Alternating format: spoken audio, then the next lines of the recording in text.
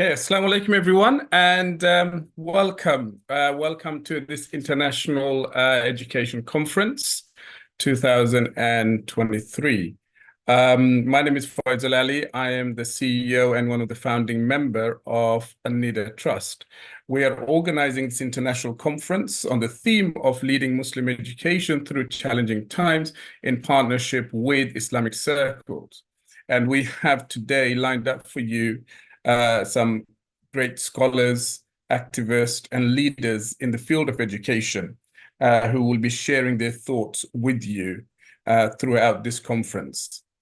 First of all, I'd like to say thank you very much on behalf of Nida Trust for registering with us. We have representatives from 34 countries. We have got over 1,000 people who are attending today's conference. So we're very happy to have you here. The first lecture will be delivered by Professor Recep Şentürk. But before I go to him, I would like to just give you a quick synopsis of what Nida Trust is about. Nida Trust is an educational charity established here in the UK. We've been in education for the last 15 plus years. We've been working with various stakeholders, particularly with government schools, supplementary schools, Muslim schools, and working in the areas of curriculum, parenting, teaching, and of course, leadership. And in order for us to continue with this conversation of developing our Muslim education, we have decided to do this online conference. Today, you will have a menu of scholars who will be talking on different themes that are very, very critical given the circumstances that we are facing at the moment. And so, as you can see, there are a lot of challenges that we have faced internationally and as well as domestically as well. What we would like is for you to listen to the key points that the scholars will raise in their presentations and utilize them and take them and to see how they can be applied in your own context. And also, of course, it's an opportunity for you to share and network as well. Each of the scholars and an activist and leaders will present for about 15 minutes, and they will be given about 5 minutes to answer any questions. In order for us to actually ask our scholars the questions, we would like you to email them on the email address iec@nidatrust.org.uk. iec@nidatrust.org.uk. Once you actually email those questions, our moderator, in this case, the background technical person who is the Director of Education, Babar Mirza, will look at those questions, and we probably will get 1 or 2 questions answered within that time period. I'm really sorry that we cannot actually dedicate more time to question and answers, but as you can imagine, the time is very, very tight. And what we want to do is we want to get the key macro ideas out there so that we can all kind of start discussing them. And hopefully, in time, we will be able to come together more frequently to see what people are doing at a micro level and how they're implementing those macro ideas. So the first presentation will be delivered by our dear professor, Professor Recep Şentürk. And Professor Recep Şentürk is a founding member of and also former vice chancellor of Ibn Khaldun University in Turkey, and now currently Dean of Islamic Studies at Hamad bin Khalifa University in Qatar. And he's going to do a presentation on the future of Muslim schools, or in particular education, with a vision of 2050. So we'd like to invite Professor Recep Şentürk to come and do his presentation, please. Welcome, Professor.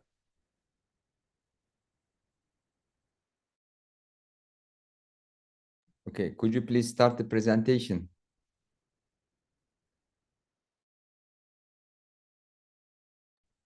Could you please start the presentation?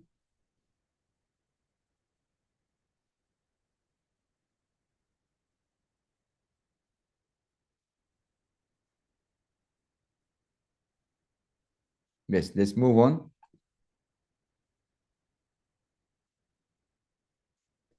Okay, Euzubillahimineşşeytanirracim. Bismillahirrahmanirrahim. Elhamdülillahi Rabbil alemin. Ve salatu ve selamu ala Resulina Muhammedin ve ala alihi ve sahbihi ecmain. Radıyallahu anna ve ankum ve an kâfetel müminin. Rabbena atina min ledünke rahmeten ve heyyi lena min emrina raşada. Allahümme ansur men nasaraddin fec'alna minhum ve ahzul men hazaleddin ve la tec'alna minhum. This presentation was presented first in South Africa in the Global Association of Muslim Schools, and Nida Trust requested me to present a summary of it here to refresh the memories. So this presentation aims to set a future vision, Vision 2050, because the ideas and the proposals I will present here are not easy to achieve. They will take some time. Okay, let's move on.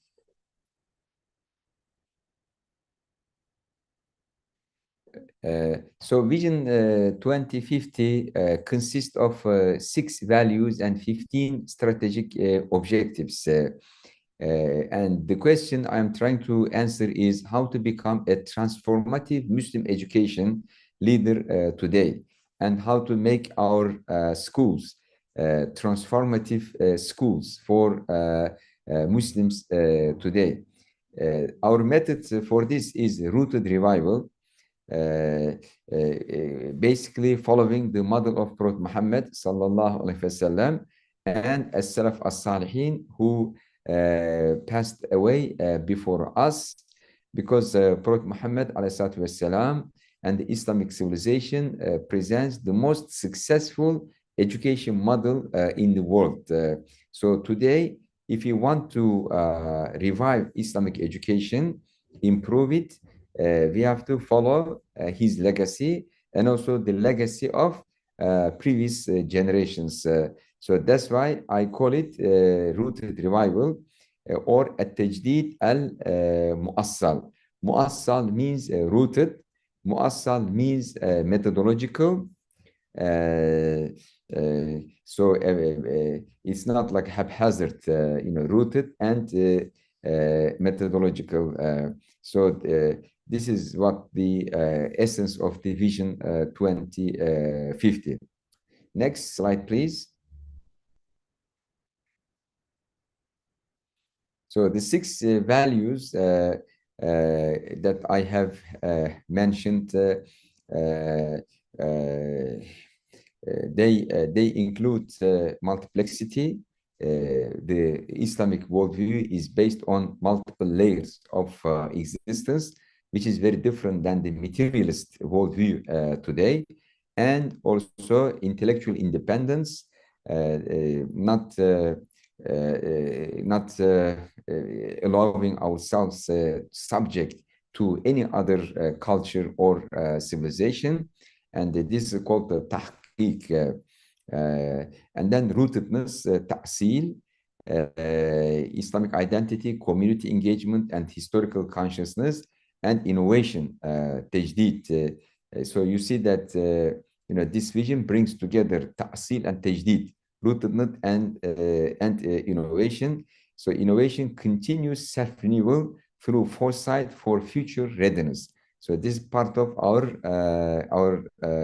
methods, and also excellence, ihsan, the holistic development, academic rigor, and professional development. And as to the ethics, futuwa, which is the altruistic ethics as opposed to the individualistic ethics, basically service learning, ethical practice, and social responsibility. So in summary, excellence, independence, rootedness, multiplexity, and altruism. So these are the 6 values for future Muslim schools, and they are derived from our tradition. That's why I call it rooted revival. There is so much explanation and also comparison, to what's being currently offered in the modern or postmodern education. but because of the limited time, I won't be able to discuss these things in detail. Next slide. So what are those like 15 strategic objectives for the leaders of Islamic education? So the first thing we need to do is to redefine leadership. The second thing, redefine the goal of education. The third, revive the multiplex Islamic worldview, concept of human and ethics. So multiplex worldview, multiplex concept of human being, and multiplex ethics. And also the fourth, ensure epistemic and moral sustainability for civilizational sustainability. The fifth, infuse Islam in all subjects and leave behind the current supplementary Islamic education. Six, redesign the ideal teacher as exemplar. Seven, redesign the ideal student. Eight, reshape the teacher-learner relationship. Nine, redesign the stages and levels of education. 10, revive the multiplex methods of education. 11, interact with other models of education, share best practices with them. 12, resist commercialization in education, because education is an act of worship and service to the community. It's not a business. And 13, nourish the broader learning habitus, the environment. 14, redesign the physical learning environment. 15, strengthen the connection with Prophet Muhammad sallallahu alaihi wasallam to be rooted in his sunnah. So these are 15 strategic objectives for Islamic schools. So what makes a school Islamic is not, hanging Bismillahir Rahmanir Rahim at the entrance, or putting some verses from the Quran on the walls. So these are the things that that can truly make a school Islamic. But of course, they are not easy to achieve. Now, I'd like to briefly touch in every strategic goal. So the first, like redefining the leadership. So every leader in the Islamic school should follow the role model of Prophet Muhammad, because he was the most successful education leader. Through his education model, the Arabian society was transformed into leaders of the world. So they built the most developed and sophisticated civilization in the world. So no other evidence is needed to accept he was the most successful education leader. So according to his model, an education leader should see what he is doing as an ibadah, as fard kifaya, and he should do it with ikhlas, sincerity and pure intention.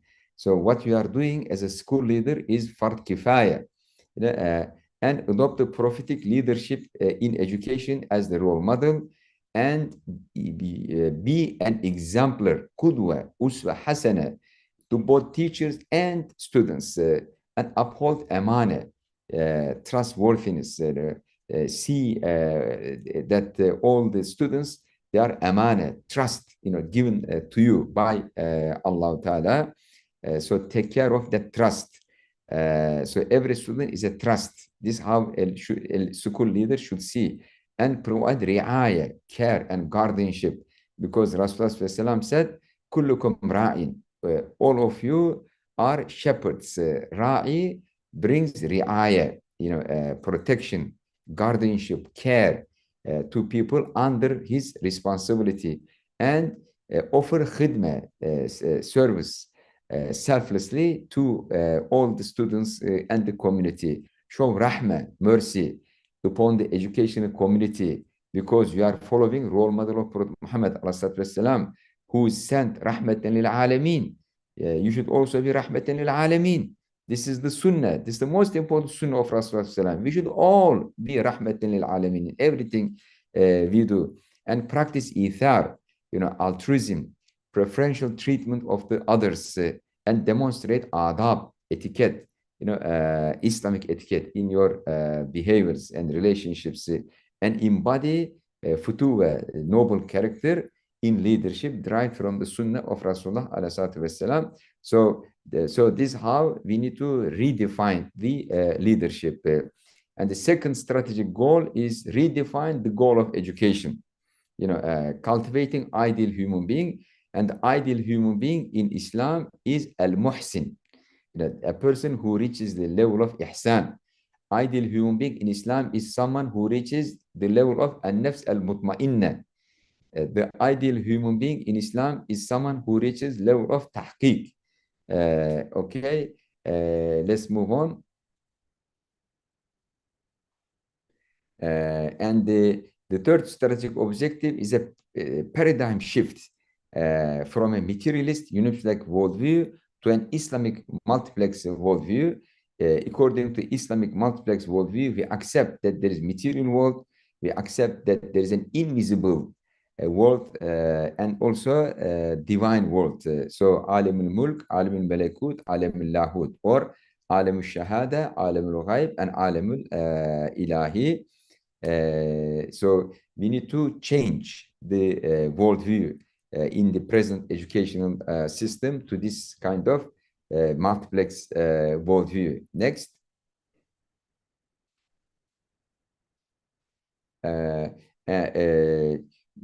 The fourth objective is ensure epistemic sustainability and moral sustainability.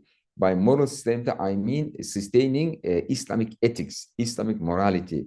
But sustaining Islamic morality in education requires epistemic sustainability, which is sustaining the multiplex Islamic epistemology, which includes wahi in addition to reason and sense perception.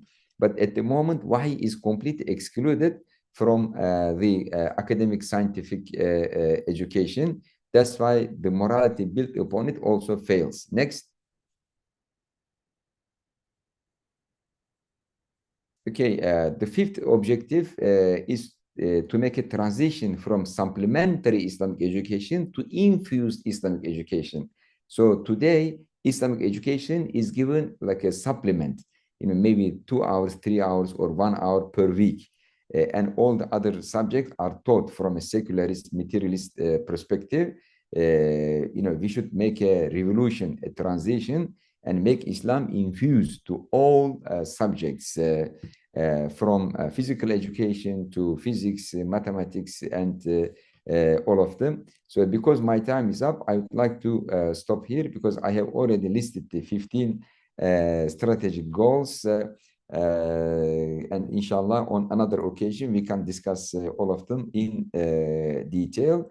I have already mentioned that we need to redefine teacher profile and also student profile, and the student profile requires adab. A student must have the adab, and the same way, the teacher-student relationship must be based on adab, the Islamic adab, and also the futuwa, the mutual altruism. Professor, can I ask, if you don't mind, because there's only another 2 more to go, if you could please go through it. Okay. That'll be All very right. helpful. Okay, the 9 strategic objective is to redefine the marahil and maratib in education. So the stages, like the developmental psychology and also levels of education, because in Islamic education, blue is very important, like reaching to puberty is a turning point. But in like a secular, modern education, reaching to level of aql and bulu is not given that importance, because this is a very important age. Then after that, one becomes mukallaf, responsible for his all actions, right? So we need to redefine developmental psychology and also redefine the education accordingly. But also we accept that a human being consists of body, mind, and soul. So these stages must be arranged according to developments in the body, the physical development, mental development, and also the spiritual development. So it's a very sophisticated and comprehensive system. We need to redesign our the stages in our education accordingly. Next. Okay, we need to also redesign our education method based on the multiplex Islamic education derived from the Sunnah of Rasulullah, because the Sunnah of Rasulullah in education was based on ta'lim and tazkiyah, because in the Quran Allah Ta'ala says هو الذي بعث في الأميين رسولا منهم يتلو عليهم آياته ويزكيهم ويعلمهم. You see that there is tazkiyah and ta'lim. These are the two prophetic methods in education. So ta'lim is intellectual education, academic education, professional education, and tazkiyah is moral and spiritual education. So these two need to be combined according to Sunnah of Rasulullah as our new pedagogy in Islamic education. Next. Okay, another strategic objective is interacting with secular science and other education models, adopting a critical and comparative approach, learning from them best practices if they are empirically proven. So if something is empirically proven, we adopt from the current education systems, but if it's just a speculation, we don't accept it. Okay, next. Okay, another strategic objective is resisting commercialization, because what we do is fard kifaya. What we do is ibadah. What we do is our jihad. What we do is our khidmah. We should resist commercialization of it, because Rasulullah left Islam to us for free, and we have to offer to the Muslim Ummah for free. In the Islamic civilization and history, education was never seen as business, was never seen as a commercial activity, has always been sponsored by awqaf. We should adopt this model again, establish endowments and awqaf to finance and sponsor education, rather than turning education into a commodity. Next. Okay, the broader habitus is very important. Family, friends, teachers, and society. This society very important for the building a social environment, psychological environment, and physical environment, for the students, because it takes a village to raise a child. It's not only teacher and student. So this broader community is also very important, and everyone should be integrated and incorporated in the process of education. Next. Okay, so the physical environment is also very important. We have Islamic education architecture. Alhamdulillah, there is Western education architecture. We also have Islamic education architecture. When you see a madrasa building from outside, you understand, you recognize this is madrasa. It is not a factory, it is not a supermarket, it is not a shopping center. You see this, from far away. So we need to keep this unique Islamic architecture today, because it's very important for the psychological preparation and development of the students in it. Next. Okay, and the last and the most important one, that we have to strengthen our connection with Rasulullah and also help our students, teachers strengthen their connections with Rasulullah. Our families, our friends, our teachers, our societies, and our students should strengthen their connection with Rasulullah. This is the ultimate goal of education. They should see a role model in Rasulullah. He is our leader, he is our guide, he is our exemplar. So this is very important in redesigning, rebuilding our education system.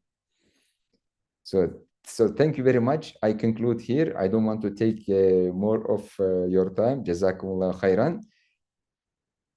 Barakallahu fiik. Thank you very much, Professor, for your presentation. There's a lot to unpick here. There's a lot to go through, and it's it requires maybe months of presentation on each topic, really, to go through all of those things. But you've done a great job of going through some of the key points. Just one quick question, Professor, before we end your session. How do we apply these strategies in Western societies? Yeah, I mean, today all societies became Western society, because of the globalization. I mean, the educational system is the same everywhere. The challenges are more or less the same everywhere. But because these are future goals, that's why I called it like a Vision 2050. I mean, we cannot do it like overnight, we have to turn these strategic objectives into actionable items and measure and gradually move in that direction, inshallah ta'ala. And I believe that this kind of reform in education is good not only for Muslims but also for non-Muslims, because non-Muslims also in the world, they have crisis in their educational system. Thank you very much, Professor, for your wonderful presentation, for joining us from Turkey. We really, really appreciate your presentation, and inshallah, those ideas in future conferences and events we will unpick, inshallah. We are going to move on to the next speaker now. The next speaker is Sheikh Jahangir Mahmud. He's from Pakistan, and he's been in education for over 30 years. He's been a teacher, trainer, Islamic research scholar, and educationist, and he has lectured all around the world, alhamdulillah, on various topics. So today, Sheikh Jahangir is going to be talking about the heart of education, establishing love and compassion. Just before Sheikh Jahangir starts, just to remind you again, please do send over your questions to our email, iec2023@nidatrust.org.uk. So it's iec2023@nidatrust.org.uk. I'd like to welcome Sheikh Jahangir Mahmud now to do his presentation. Assalamu alaikum, Sheikh Jahangir.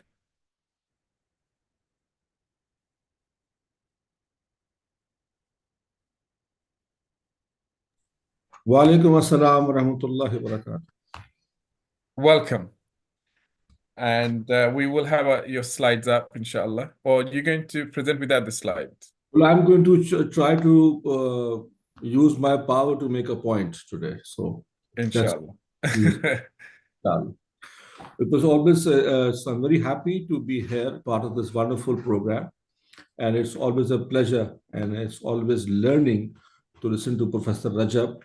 We've been together in a few conferences earlier. And alhamdulillah, you learn something new every time. And I'm hoping to learn from the other speakers as well, inshallah. Well, the topic I have is the establishing compassion and establishing relationships. The first thing that I like to put across is that throughout the history of Islamic education, we have always had people who were teachers and students, who were the shuyukh and over the talibs. All of these people, the education was always passed from person to person.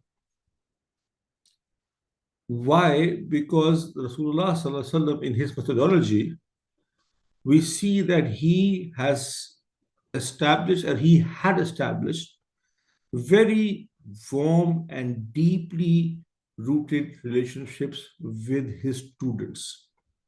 If you take the Sahaba Kiram, Rizwan alayhim ajma'in, as students, you see that he is someone who is full of compassion and love for those that he has been sent to teach directly.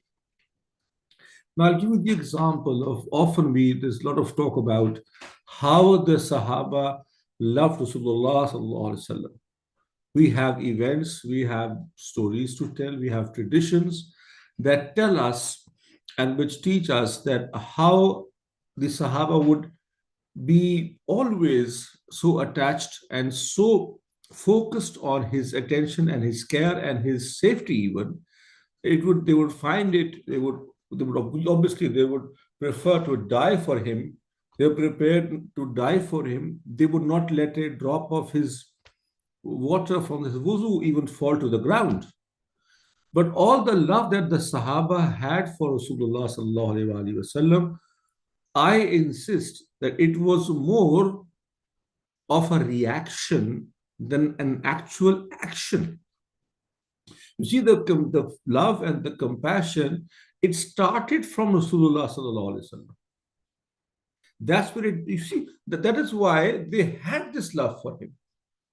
And what I'd like to put across today is this singular point, that love that the Sahaba had was more of a reaction.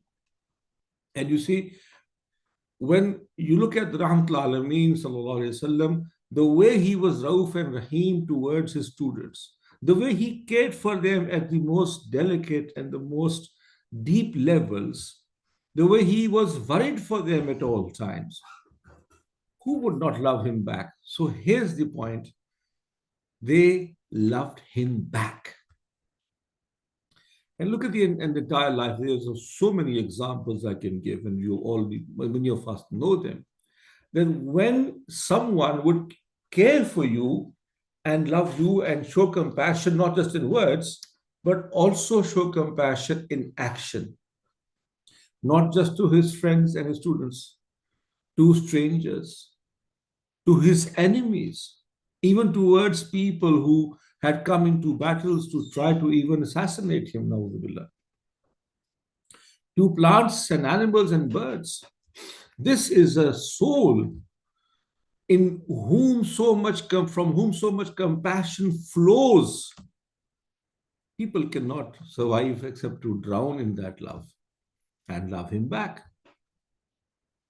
When you teach a child and when you build a relationship with your students on those bases of mutual love and respect, and that is when you don't really have to teach per se, then everything you do, everything you say, everything you profess becomes of the utmost value for your students. The thing is, if you ask any child of any school probably in the world, and you ask a child who's say even 10 years old, and you ask him, what's your favorite subject? And the child might say, it's mathematics, or it's English, or it's science. But you see, if you really investigate that, you realize that the child is not telling you that he or she loves mathematics. They're fond of science. What they're telling you is that they're fond of the teacher who teaches science. The child is fond of the teacher who teaches a particular subject, and automatically, whatever the teacher teaches becomes beloved, becomes their favorite. Like, for example, this relationship, because you see, this compassion that you build from the Rasulullah's model, and I have a whole book about it, and I've just shared that book, so I'll come back to that inshallah in the end of my program. When you can command someone to offer the salah, you can command someone to do so many things, but you cannot command this undying and seemingly unlimited love that the Rasulullah sallallahu alaihi wasallam students had for him. And from that only comes when you show this, when it starts with you. And once you establish that relationship, and then is what the truly is when ta'deeb starts. You see, teaching of adab, teaching of placing the people in the right place, teaching of priorities comes from the murabbi, from the person that you look up to. And you can't look up to people just because they're more powerful than you, or they're taller than you, or they have a position stronger than you have. But you look up to people, you admire people, people, most of all, who have more knowledge than you, who are better in character than you, but most of all, people who love you. His entire life is based on this. Even in punishment, the Rasulullah sallallahu alaihi wasallam, when he punishes people for what they have done wrong, there's more than one example of even amongst the companions who were punished. And in those moments, the vector, the motivating force behind is love and compassion. There's a companion we know who was boycotted in Medina Munawwara, and Ka'b bin Malik, when he was boycotted, and nobody was allowed to even respond to his salam. So he would come to the masjid and he would say the salam to people, and people were not allowed to answer him, to respond with wa alaikum assalam.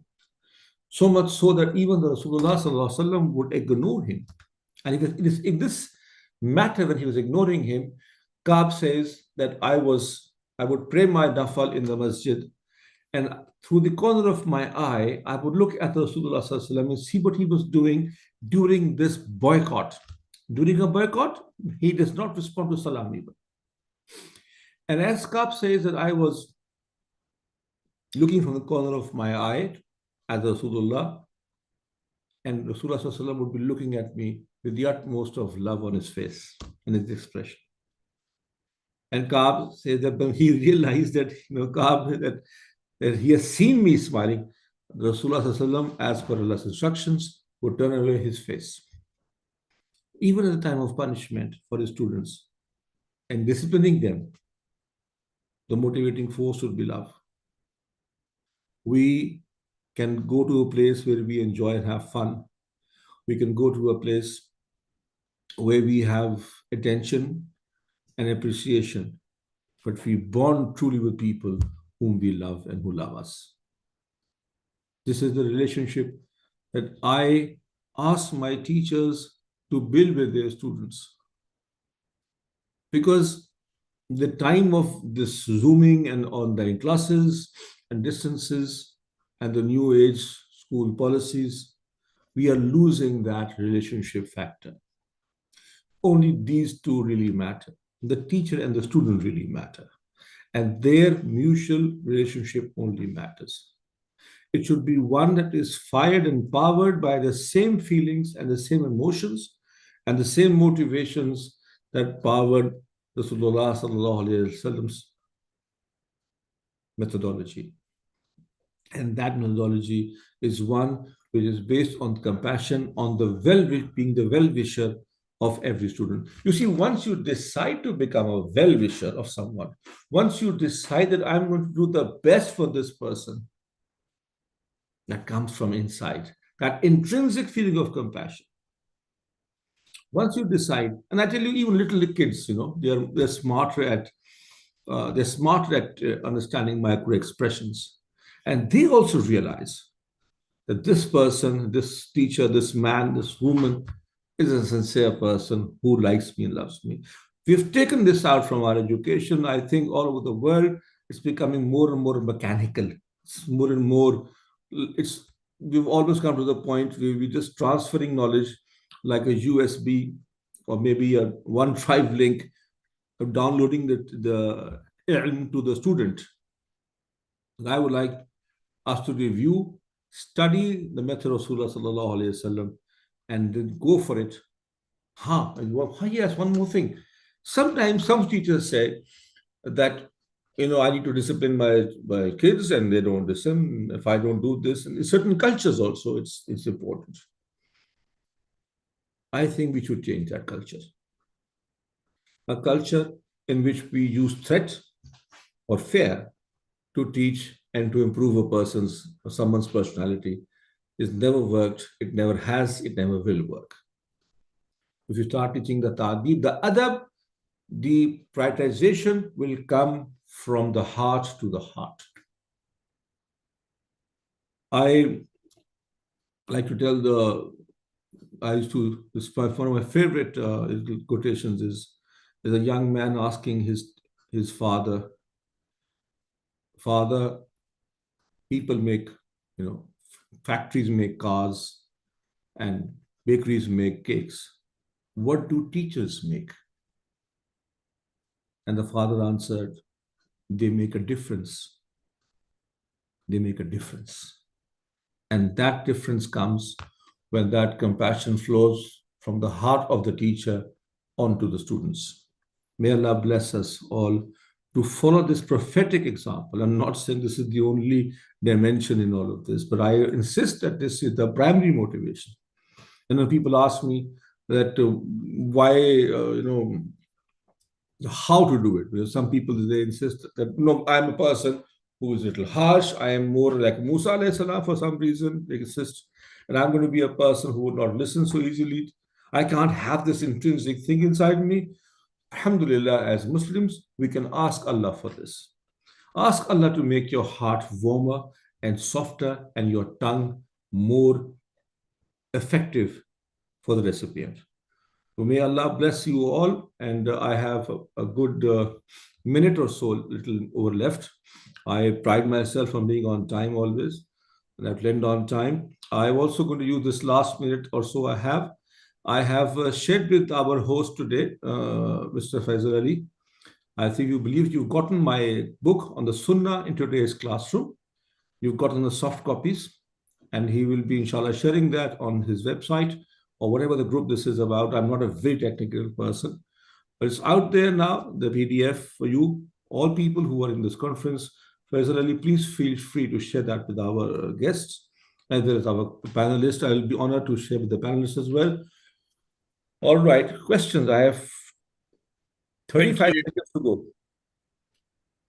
Jazakumullah khairan, Sheikh Jahangir. Thank you very much for touching on a very, very important theme that often we miss in education, and particularly, I don't know how it is in other parts of the world, but in Western education system, it's very much curriculum, knowledge, content, and we forget the human. And I think we are seeing the worrying signs in our Western education system. And you've touched on something that makes somebody a human being.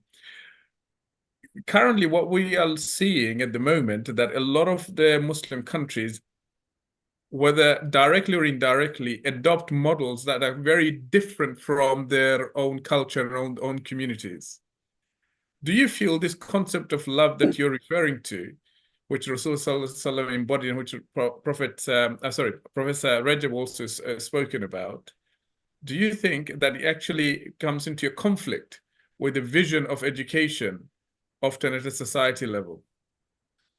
I do agree it comes into conflict, and perhaps the modern philosophy, which is sometimes we receive it welcomely and sometimes it's stuffed down our throats, is trying to take away the human element.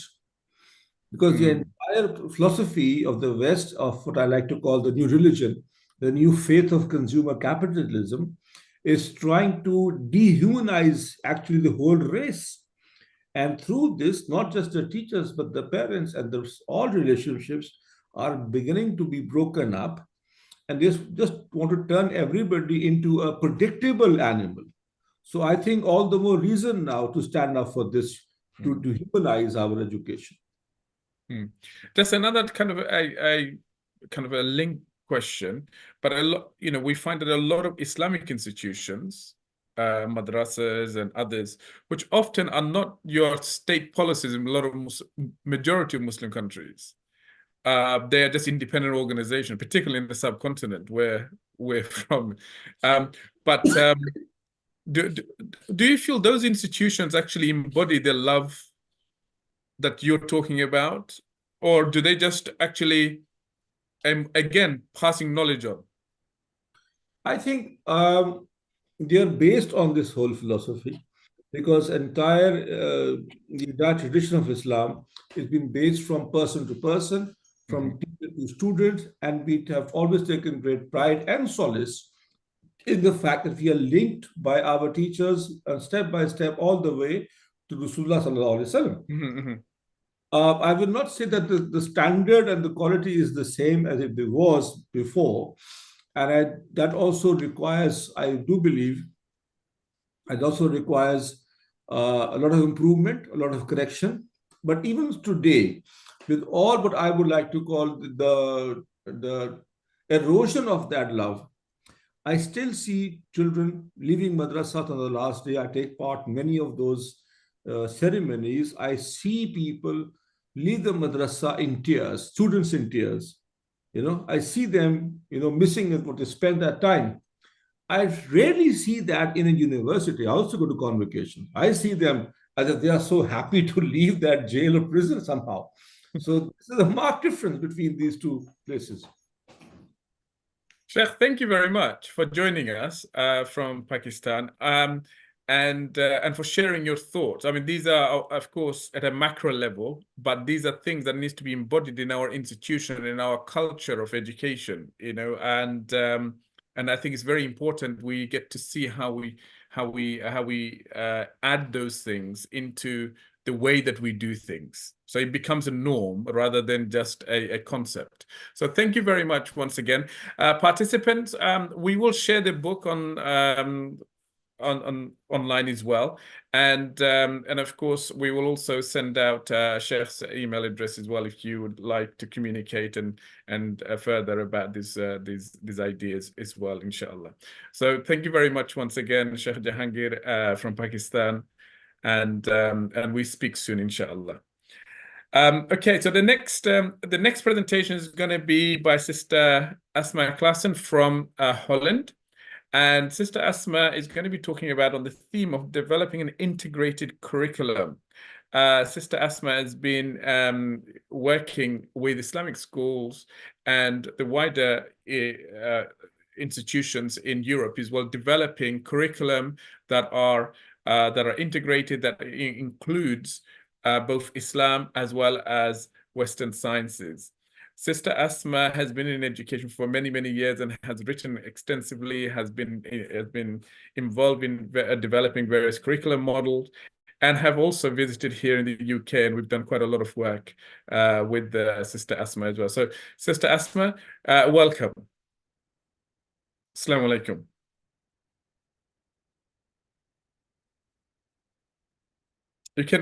I think you can unmute yourself now. Assalamu alaikum wa rahmatullahi wa barakatuh. I thought somebody... Sister Asma. So, welcome. Please, you may begin your presentation. Barakallahu feek for your introduction, and I'm really very honored to be here today and listen to the other speakers. They are very inspirational, mashallah. I hope my presentation will add something to it. I have actually two challenges. First is to stay within 15 minutes. And the second one is to find the right words in English, because it's not my native language. So if I have to think a little bit longer about what to say, then you know why that is, inshallah. Please could you show me the first sheet? So yeah, this is the topic of today. I will be talking about developing an integrated curriculum, inshallah. You can start with the next page, please. Bismillahir Rahmanir Rahim. Inna alhamdulillah, wassalatu wassalam ala rasulillah. Rabbi shrah li sadri, wa yassir li amri, wahlul uqdatan min lisani yafqahu qawli. Today I'm going to talk about the integrated Islamic curriculum, and of course we're talking about an Islamic curriculum, and we have to think about what the purpose of life in general is actually according to Allah and the Prophet sallallahu alaihi wasallam. Of course, we know that from the Quran that Allah created us only to worship Him. So he said in Surah Al-Dhariyat, وَمَا خَلَقْتُ الْجِنَّ وَالْإِنسَ إِلَّا لِيَعْبُدُونَ. So the reason for living in general, of course, is to worship Allah. So that should also be visible in our curricula for the students. It should not only be visible, but also it should be feelable, if that's a word in English actually, but we say that like that. So it has to be integrated, the love for Islam, the love for Allah, and it has to be the starting point actually for all of our subjects that we are teaching in the schools actually. So, of course, the first revelation that came to the Prophet Muhammad sallallahu alaihi wasallam, it was Iqra. And it was not only Iqra, read, but it was Iqra bismi rabbika. So it means we should read, but not just read anything or read just to get high numbers or good grades or something like that. We should read in order to make Allah have rida for us, to be satisfied with us. So read Iqra bismi rabbika alladhi khalaq. So we read in the name of our Lord who has created. So everything, all the curricula originate because Allah created it. So the students should study actually all these subjects from the point of view that Allah created it. And that is actually what the first Islamic scientists did. So please could you show the next slide? For instance, Ibn al-Haytham, he lived in the 10th century. He was an optometrist, and he said in his biography, I constantly pursued knowledge and truth, and it became my belief to access closeness to God. There is no better way than that of seeking truth and knowledge. So actually, this is a very good example that in the beginning, of course, the Prophet himself, sallallahu alaihi wasallam, he couldn't read or write, and that the same was for most of his the people that he lived with. But in one generation, subhanallah, because of this verse, Iqra bismi rabbika, many Muslims started to learn to read and write, and from that they started to learn what Allah says about many things in the Quran, and they started to study more than only the word itself, not only the Quran, but also the dunya topics actually. So the subjects that we still are teaching to our children these days. So their starting point was to learn from the Quran and to teach it from a Quranic perspective. So actually the Muslim way of building a curriculum should be from the Quran as a starting point. That should be the ideal curriculum actually. Next slide, please.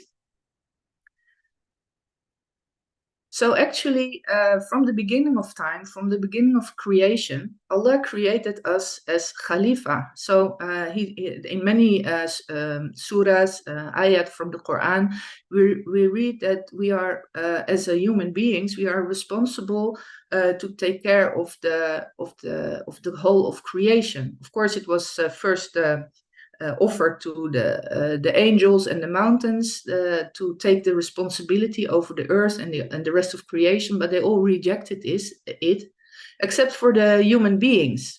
So actually, we obligated the responsibility on ourselves actually. So with this obligation, Allah gave us the 5 objectives in Islamic education actually, because there were 5 things that were our responsibilities from the beginning of time as a human beings up till now. Actually, we call it in Islam the maqasid sharia. These are 5 objectives.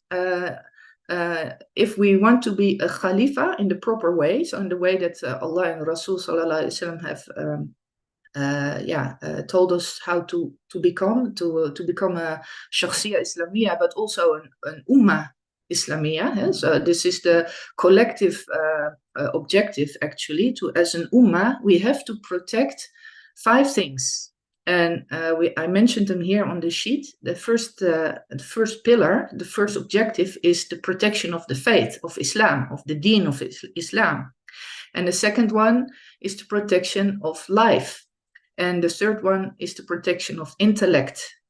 And the fourth one is the protection of lineage. And the last one, the final one, is the protection of possessions. And in the next sheets, I will explain more how to integrate this, or actually how to make this a starting point in the curricula. Actually, so the whole all of the curriculum should be based on these 5 pillars, 5 objectives. So in order to learn our children how to become a Khalifa, how to become a leader in the world.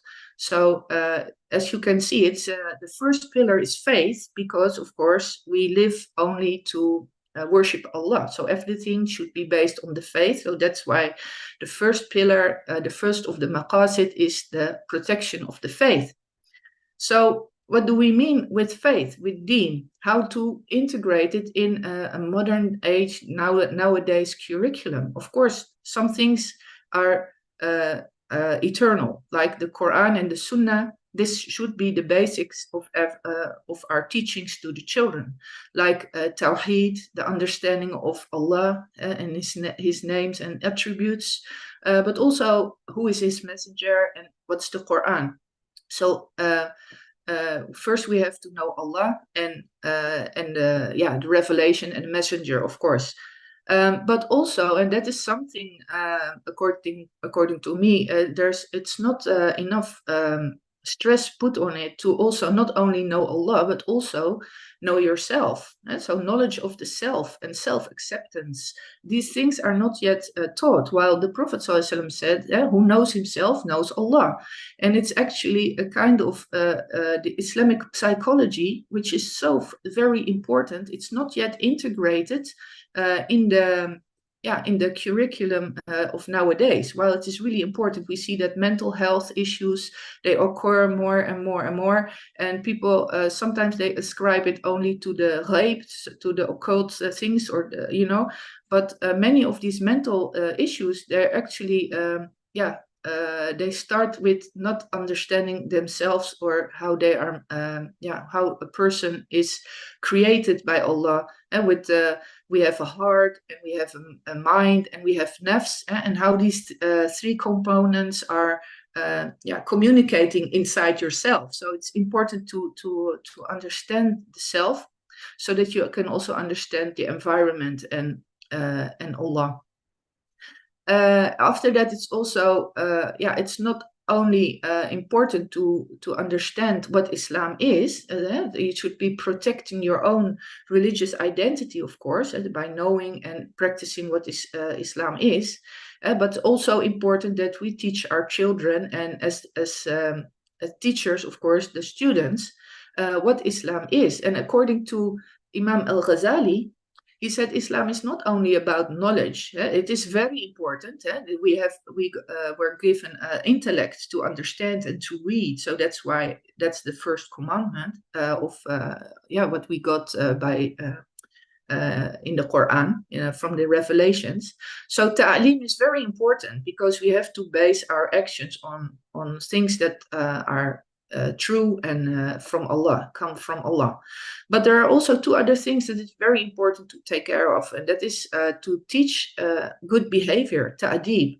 And also, and that is actually one of the most important things, which the previous speaker was also referring to. It's especially the character development that is, of course, very important. It's not only that the child does something because you as a parent or as a teacher, you taught the child to do so. It has to be a kind of an attitude inside the child itself. And the way character is built, of course, it's mostly because of looking at role models like the parents and the teachers. So that I totally agree with the previous speaker, that to teach children good akhlaq and real Islam, the best way is just to be a good Muslim yourself, and to have ihsan yourself, and to have taqwa yourself, and that the child good manners and very good character. That is the way you teach children their faith, actually. Besides that, also it's important to teach the children, especially if you live in non-Islamic countries, like here in the West. It's also important that we teach the children that Islam teaches tolerance, and it's also teaching us to deal with differences in a polite and just manner, and not by behaving emotionally or becoming angry or something like that. So we see in practice that that's still lacking, in some communities, that dealing or answering back if somebody talks to you from his nafs, so being angry or not polite, that we are feeling the urge to talk the same way back, while actually it's not according to Islam. We have a special akhlaq to deal with differences. Idfa billati hiya ahsan, for instance, the answer with that which is better. And it's also important to notice that dealing with each other, even if it's on faith issues, we have sometimes differences, then there's, we have to consider that sometimes we don't know everything. Most of the time we don't know everything. So we need to learn the children how to consult each other and also communicate with each other and have solve the differences, or not solve them, but still have respect for each other, and not blaming or shaming the person who has another opinion. And another thing is that it's also important to teach the children, if you live in a non-Muslim environment, how you will live in this environment, clinging on to your identity, and at the same time having a good akhlaq, and also what other non-Muslim people in your environment, what is important for them and how to address them politely and respectfully. Next slide, please. So the next purpose of life, or not purpose of life, but actually the thing that from the maqasid that we should protect is actually life itself. Allah gave us life as a very precious gift, and it's not we shouldn't take it for granted. And also the children should be very aware of it, that actually life is sacred, not only our own life but also the life of others. It is so important that we know from the Quran that if you save a life, it's like you save the whole of humanity, and if you take a life, it's like you take the life of whole of humanity. So the sacredness of life is very important in Islam. So first of all, of course, we have to start with taking care of their own lives. So our responsibility is first to stay healthy, because our body is an amana. So we have to teach on hygiene, on promoting a healthy lifestyle, because the body is an amana. But also we have to teach the children that they have to protect themselves and others from danger, so that we can create awareness. We have to prevent them to come to places that are dangerous, or we have to warn them. I mean, in nowadays life, we see social media has some benefits, but it also has a lot of dangers within it, of course. So we, instead of waiting until something happened, we should prevent, and we should prepare our children from the dangers that are hidden inside in the society, or in social media, or even in the home, and we should prepare them for that.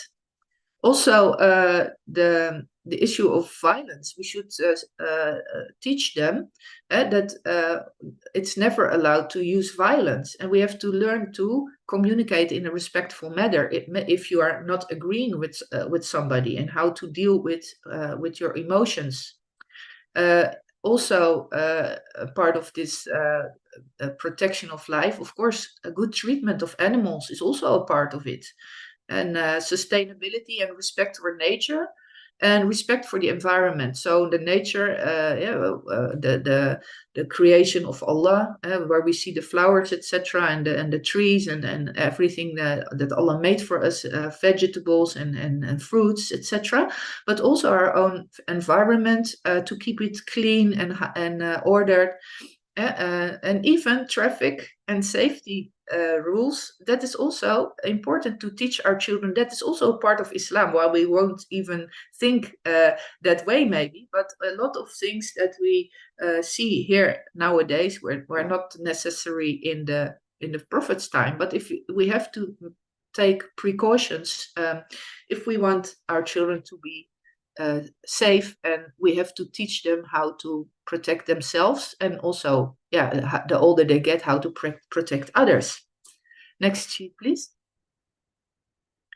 So the third of the obligations, the pillars of the Maqasid Sharia, it's the intellect. And we already discussed that, the intellect that is given, especially to human beings, is the thing that is distinguishing them from other creatures. So we got the intellect, so we have, together with the intellect, we got a very big responsibility, because it's a gift, and we have the responsibility to take care of it, and to how to make it grow, and we have to develop ourselves.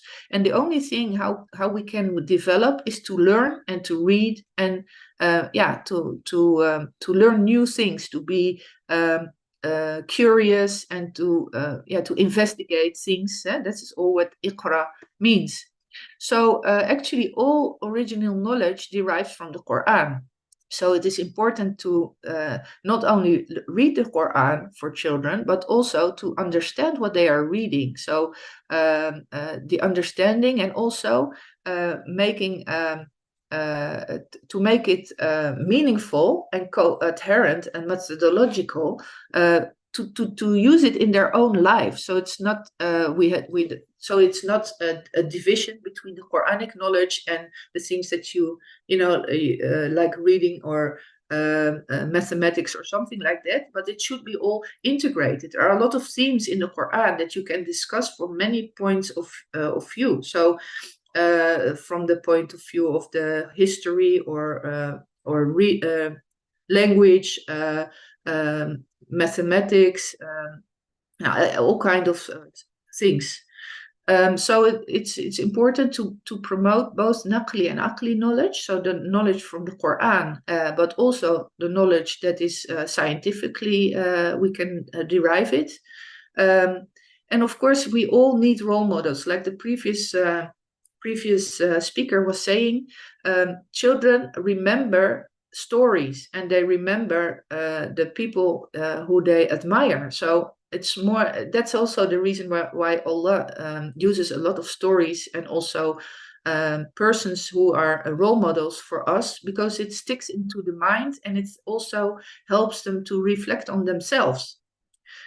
So besides intellect, we all the time we think about intellect in a way that we get high grades or something like that. But it's not only that; it's also other talents that we have as human beings. So it's not particularly only about being very intelligent, but in a intellectual way, or how in thinking. I don't know how to say that in English, but anyway, it's also important to recognize other talents. So deploying one's talent and promoting cooperation is also a very, not looking down on somebody if he is not good in mathematics or something, but he can build something very well, or he has a skill for communication. These are also intellectual skills. There are different kinds of intellectual skills, also social, emotional, intellectuality, and this is sometimes it's not graded as high as the intellectual people, while it is more important to learn that everybody has a talent. So we need to communicate effectively, and also with empathy. Next sheet, please. The fourth of the pillars of the Maqasid Sharia is the lineage. And lineage, actually, we can see that from many point of view. Actually, Allah says in the Quran, in Surah Al-Hujurat, إِنَّا خَلَقْنَاكُم مِّن ذَكَرٍ وَأُنثَى وَجَعَلْنَاكُمْ شُعُوبًا وَقَبَائِلَ لِتَعَارَفُوا.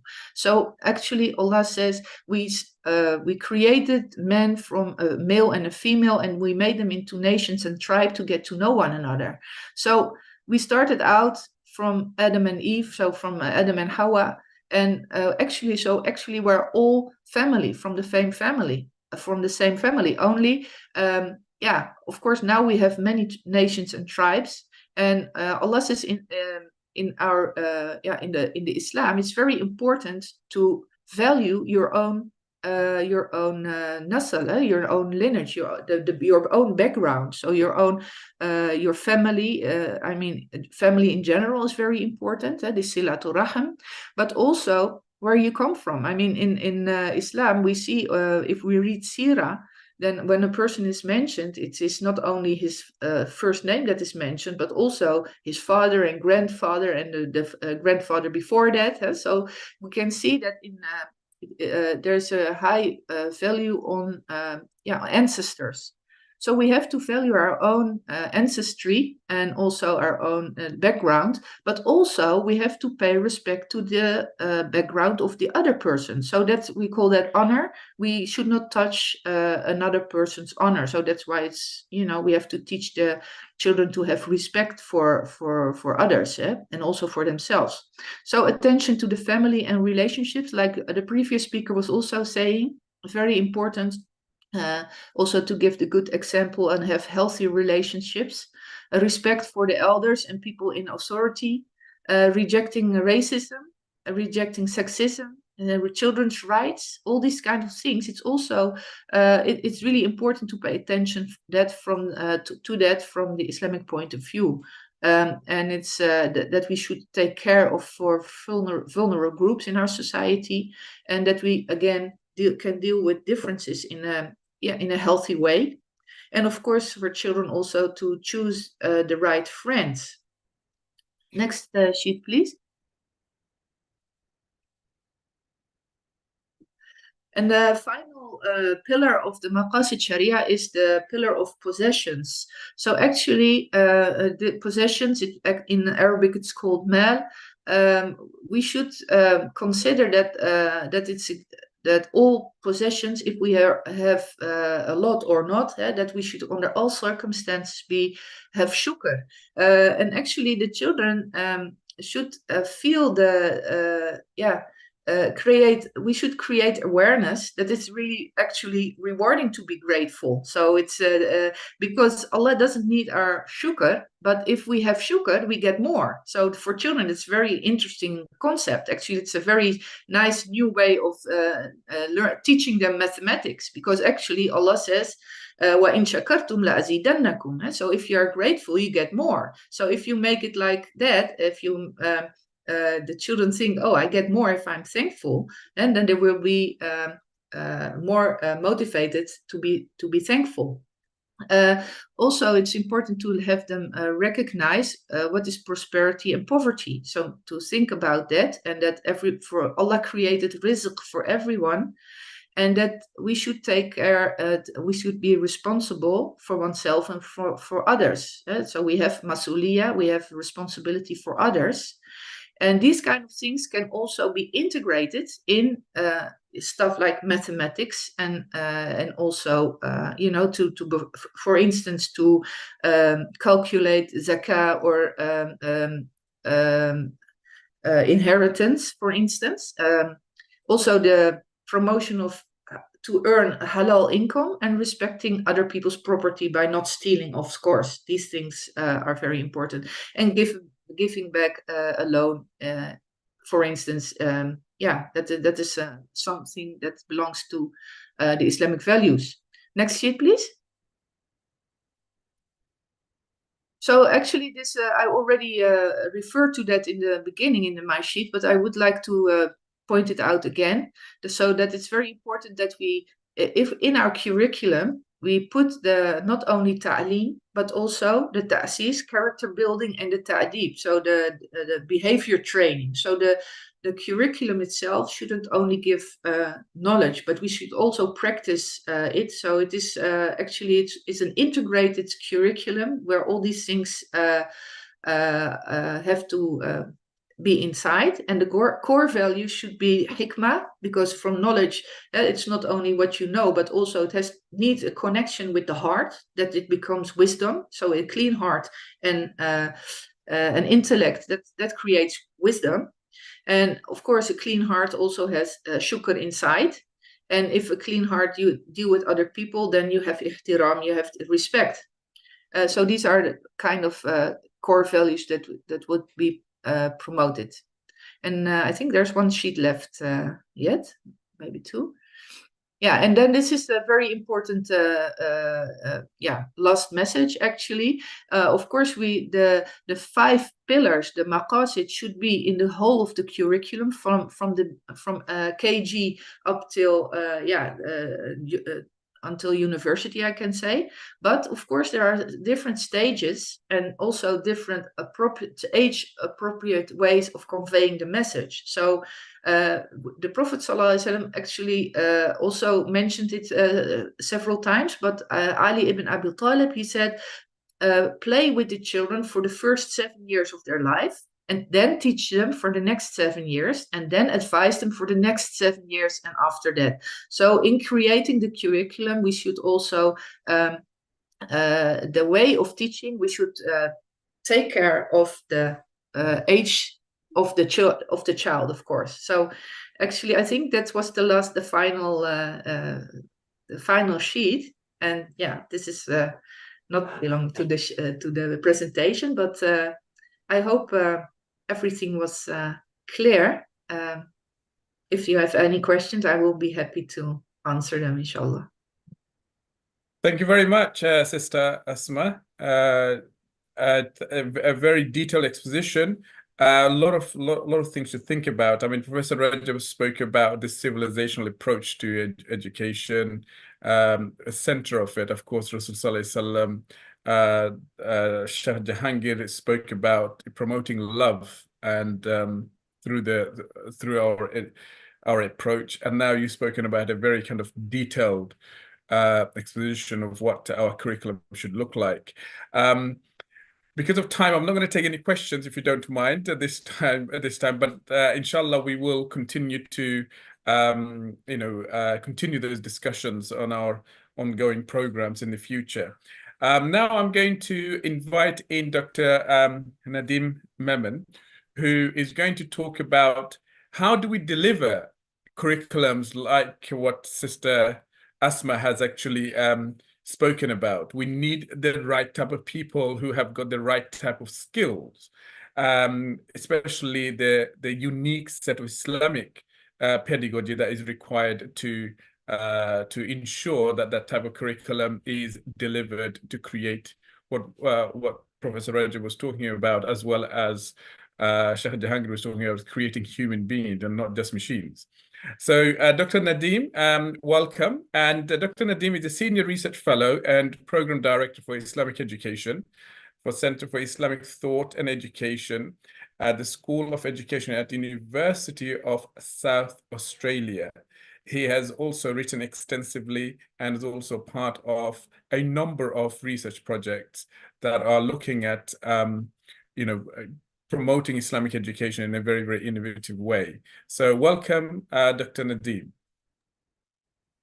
Bismillah, alhamdulillah, salatu wassalam ala rasulullah, assalamu alaikum wa rahmatullah. It's a pleasure to be here, and it's an honor to follow the colleagues that have spoken before me and those that will come after, inshallah. I'll share a few thoughts about Islamic pedagogy in practice, but particularly I'll focus on some case studies of schools that we work with in Australia, schools that are journeying to what we call distinction. And I'll speak about what we mean by distinction in relation really to our previous teachers and scholars that have spoken before me. I'll speak about the work that we're doing at the University of South Australia at the Center for Islamic Thought and Education. One of the things that we're doing is we're working with a group of 8 Islamic schools across the country that have now established what we're calling school-university partnerships. And this is an opportunity for these 8 Islamic schools to really become sites of research-informed practice, sites of Islamic school sites that are really passionate about wanting to take the theoretical ideas that are in the field, theoretical ideas like marahil that Dr. Recep spoke about, or ta'deeb that Shaykh Jahangir spoke about, or that maqasid that Sister Asma spoke about, to take these sorts of concepts and ideas and ask ourselves deeply as a group of schools and educators, what would this look like in practice? And what would it mean for us in practice? If you can go to the next slide, please. So I'll provide a little bit of context about Australian Islamic schools. And I'm sure this sort of context in some ways mirrors other contexts as well. But it's important for this journey.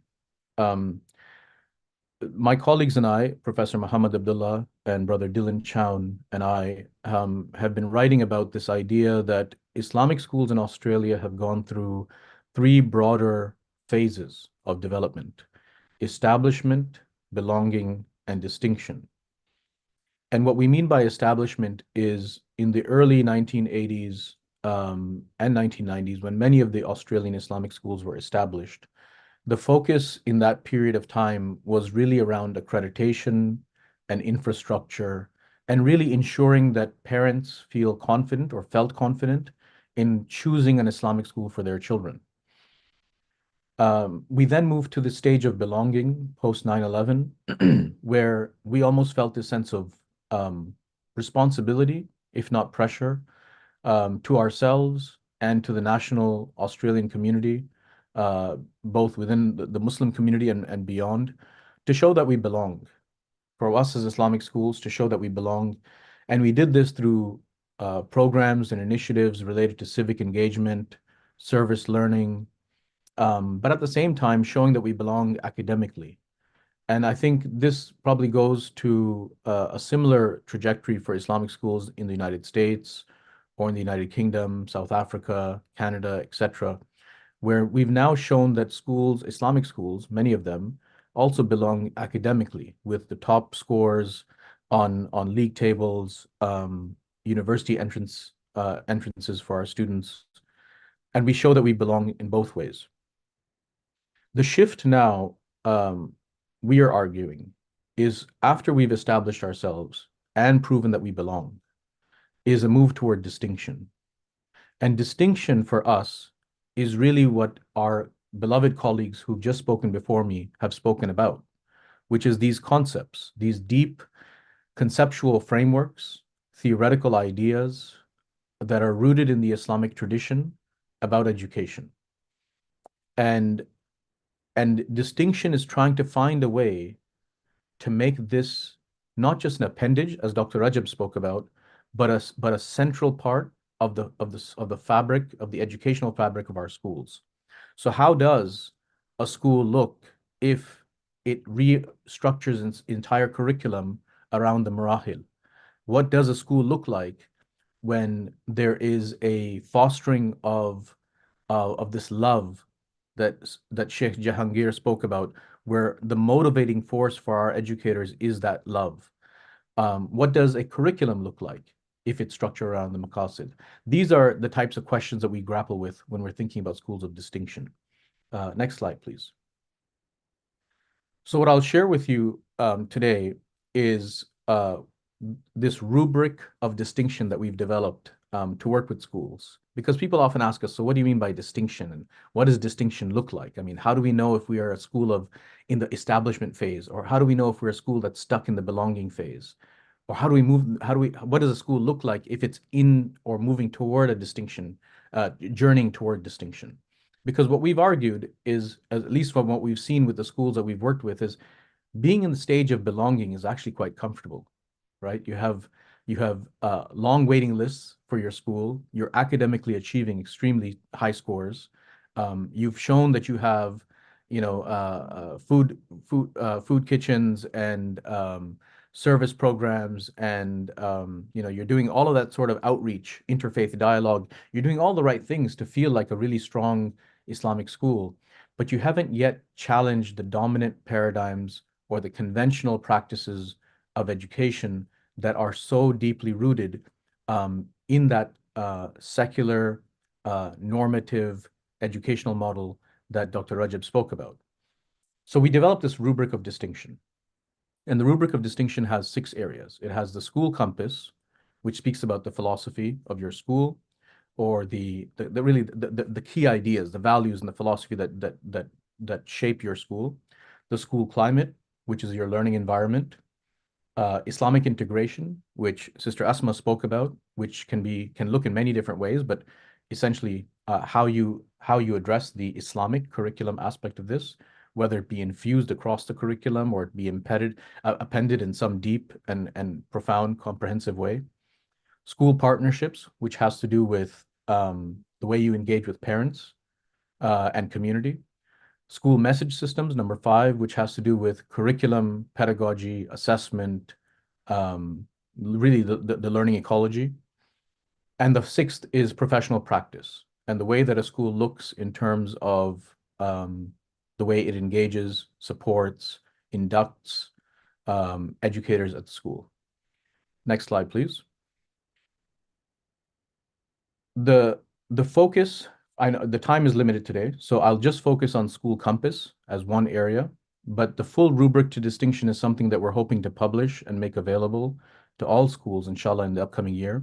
So inshallah, with some more refinement, it will be shared in the near future. But for today, I'll just focus on school compass. So if you can go move to the next slide, please. In school compass, if you look at the left part of the rubric, when we work with schools, when we engage with schools in a partnership, we look at the areas of focus and vision, for example. And in a school that is in the establishment phase, the focus often remains on compliance and on community buy-in. So it's still trying to prove to parents that they should choose this Islamic school.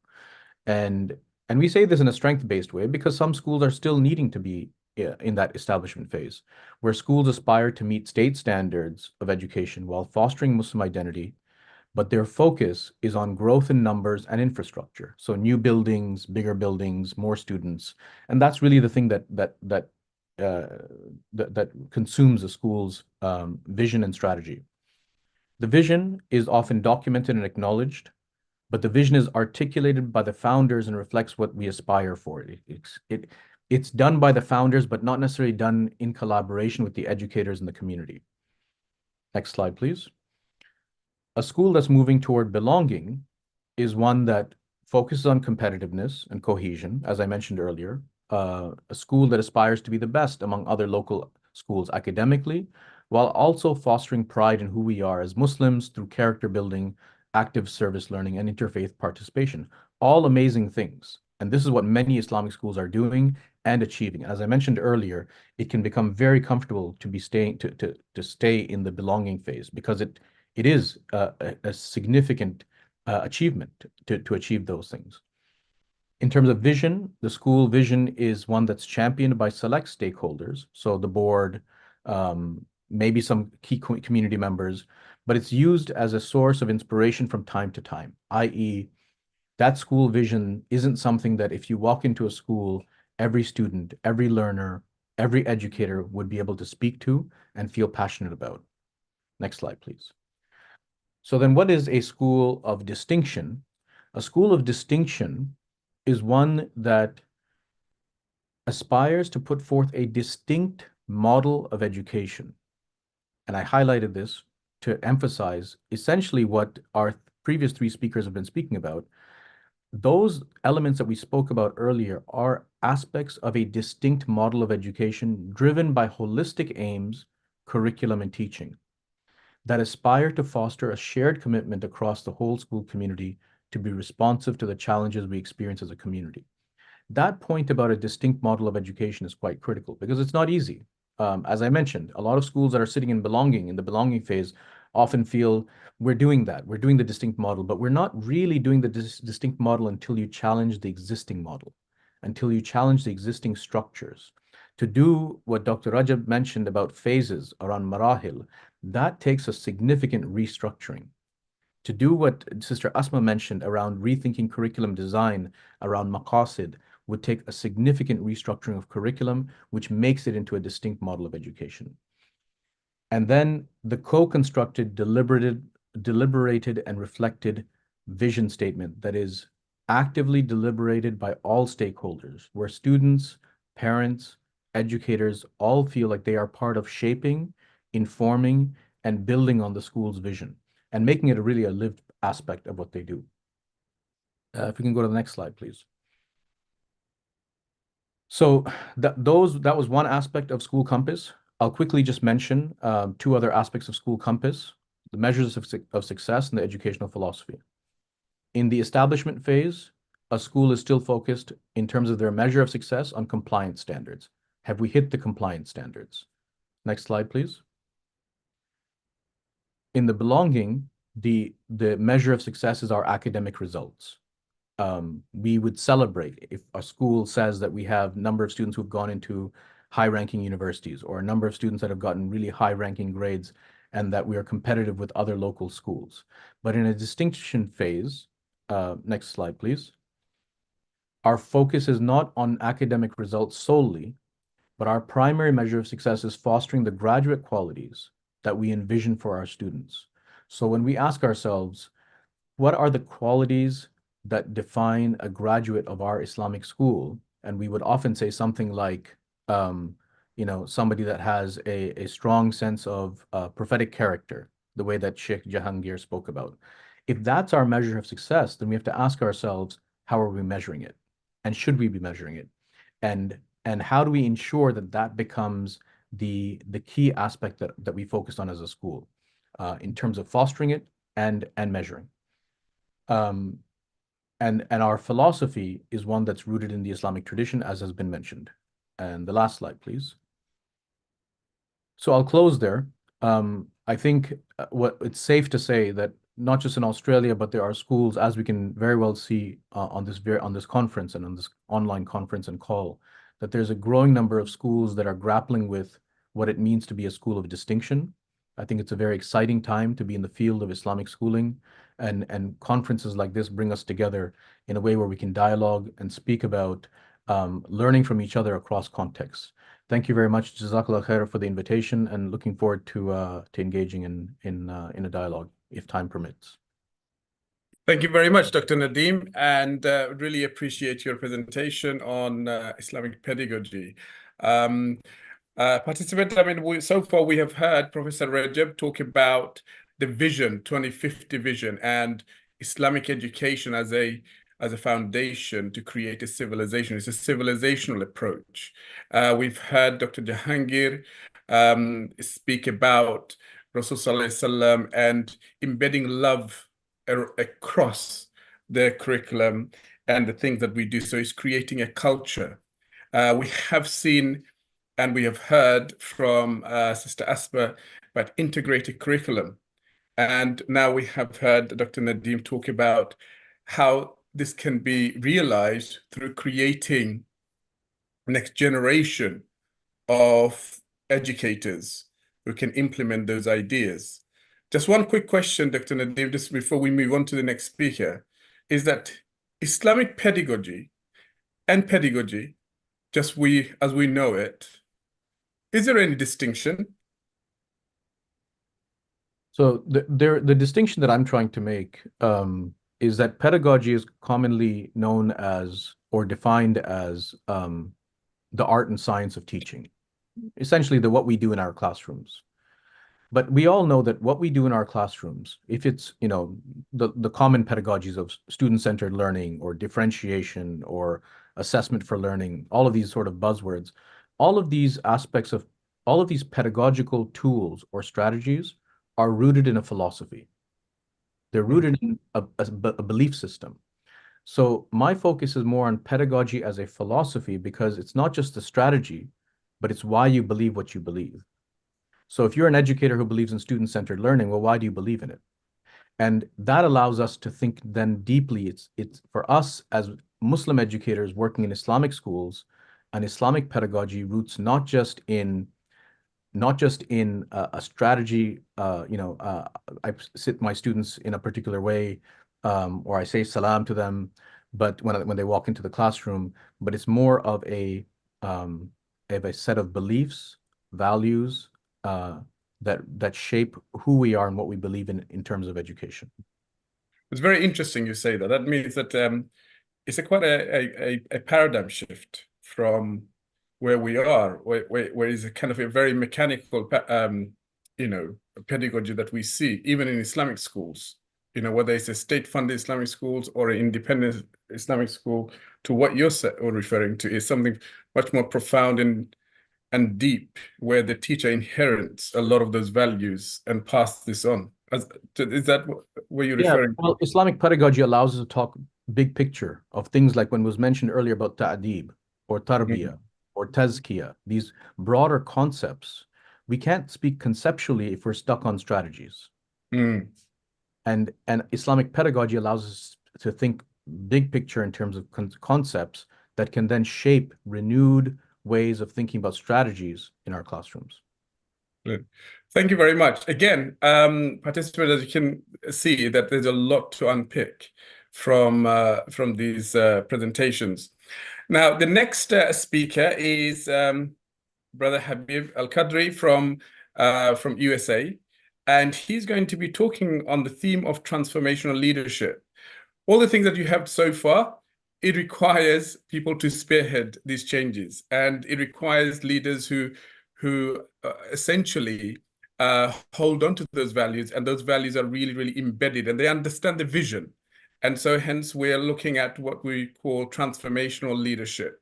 So Brother Habeeb is executive leader of MCC Academy and a chairman of Muslim Youth of North Africa Advisory Board, and he's been active in education for many, many years. Recently, we had the opportunity to meet in London and exchange some ideas and thoughts and so forth. And hopefully, Nida Trust and also Brother Habeeb and his organization, we can actually continue our working partnership and develop a long-term relationship between North America and UK and Europe as well. So, Brother Habeeb, welcome. Assalamu alaikum. Wa alaikum salam. Nice to meet all of you. Please, you may start your presentation. All right. Jazakallah khair. So, assalamu alaikum. Alhamdulillah. Alhamdulillahi rabbil alameen. Wa salatu wa salam ala rasulil kareem. Hamad, this is a blessing to have all of you here. And if you really think about this topic of transformational leadership, especially the first four topics is so important, because if you're thinking as, again, when we're leaders, we're really, servant leaders, right? We're here to help everyone in their aspects of moving forward. But what's very important is that we have to look at it as Dr. Recep started off this idea of like, okay, that vision, what is that vision and what do you want your school to be like? But remembering that even with our vision, that we come back with our understanding that learning from our Prophet Muhammad ﷺ and building that relationships with people, right? As a leader, you're building relationship with every kind of stakeholder. So that becomes very important. But then the idea is that as we're building relationships, understanding what the vision is, we want to make sure the pedagogy of what we want to get across or what we think is important, but making sure that curriculum is integrated in the way that we want.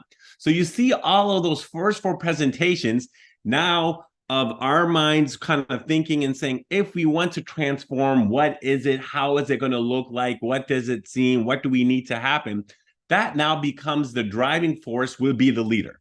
And this is inshallah ta'ala in these next, now 13 minutes, I'm keeping a time so we will be finished, is to kind of keep our things in mind, say, hey, what are some things for us to keep in mind, especially many of you who are going to be movers and shakers of your classroom, of your school, of your district, of a board, whatever area that you are a part of this school, inshallah, I want to keep that in mind. So the first slide. Now, so what is transformational leadership, right? The leadership are that approaches that causes changes in individual and social systems, right? As we just had this discussion, we're looking at all the systems that we might have from especially regarding individuals who are going to be, hey, are you going to be part of that vision? Hey, are you going to be kind of making sure that this link of our teaching of our greatest of teachers, Prophet Muhammad sallallahu alaihi wasallam, hey, do we understand, hey, are we integrating what we want to integrate in what the bigger picture of our school, of our lessons and curriculum is? Two, now even the individuals and saying, hey, what is the pedagogy that we are going to inspire in our classroom and we're going to move forward, and that where are we? So the idea now for that leader is that you're going to have to inspire and motivate followers for higher performance. It's not just to do the norm, it's to reach ihsan. Just like Dr. Memon just had brought up this idea of that we might get comfortable in the one specific, right? It's like, we're doing good.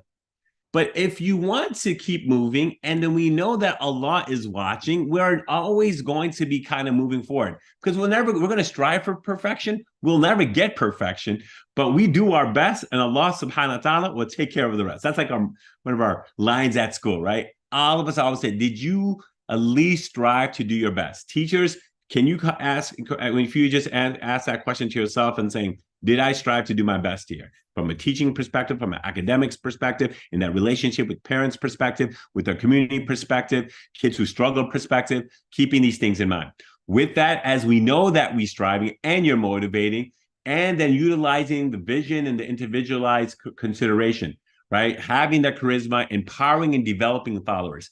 That's one of the key factors. Alhamdulillah, being in Islamic school and teaching at a university, we always want to have, we have a class that we teach in Cambridge where we, it's called Evolving Vision. One of the key factors, and most of the individuals are 6 to 7 year principles. And one of the things we always tell them is that, hey, look, you have to keep evolving. You have to keep looking at, and it's not about you. So as first one is as why I'm so excited that all of us are listening and learning from different people, because we ourselves have to evolve. But then if you want to have others, you need to have them not just buy in, but giving the tools for them to kind of grow too. If we know that we could always improve, you need to make sure that they could also improve, they could also develop, and then give them the opportunities. Just like in our own school, one of our things is that, alhamdulillah, I've been there for 18 years, but all of our principals and vice principals are within. We have never brought anyone from the outside, right? The principal has been a teacher at our school. The vice principal has been a teacher at our school for middle school.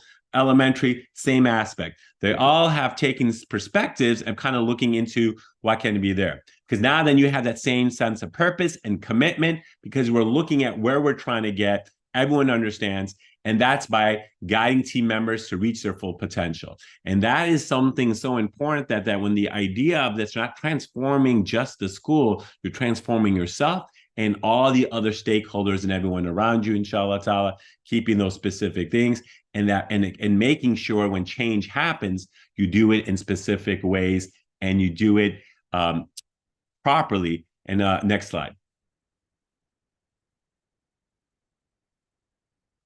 Right. So as we had kind of talked about, just really quick, what are the key characteristics? They're inspiring, right? They think visionary manner. They prioritize individualized consideration. They're intellectual stimulators, and they're adaptable.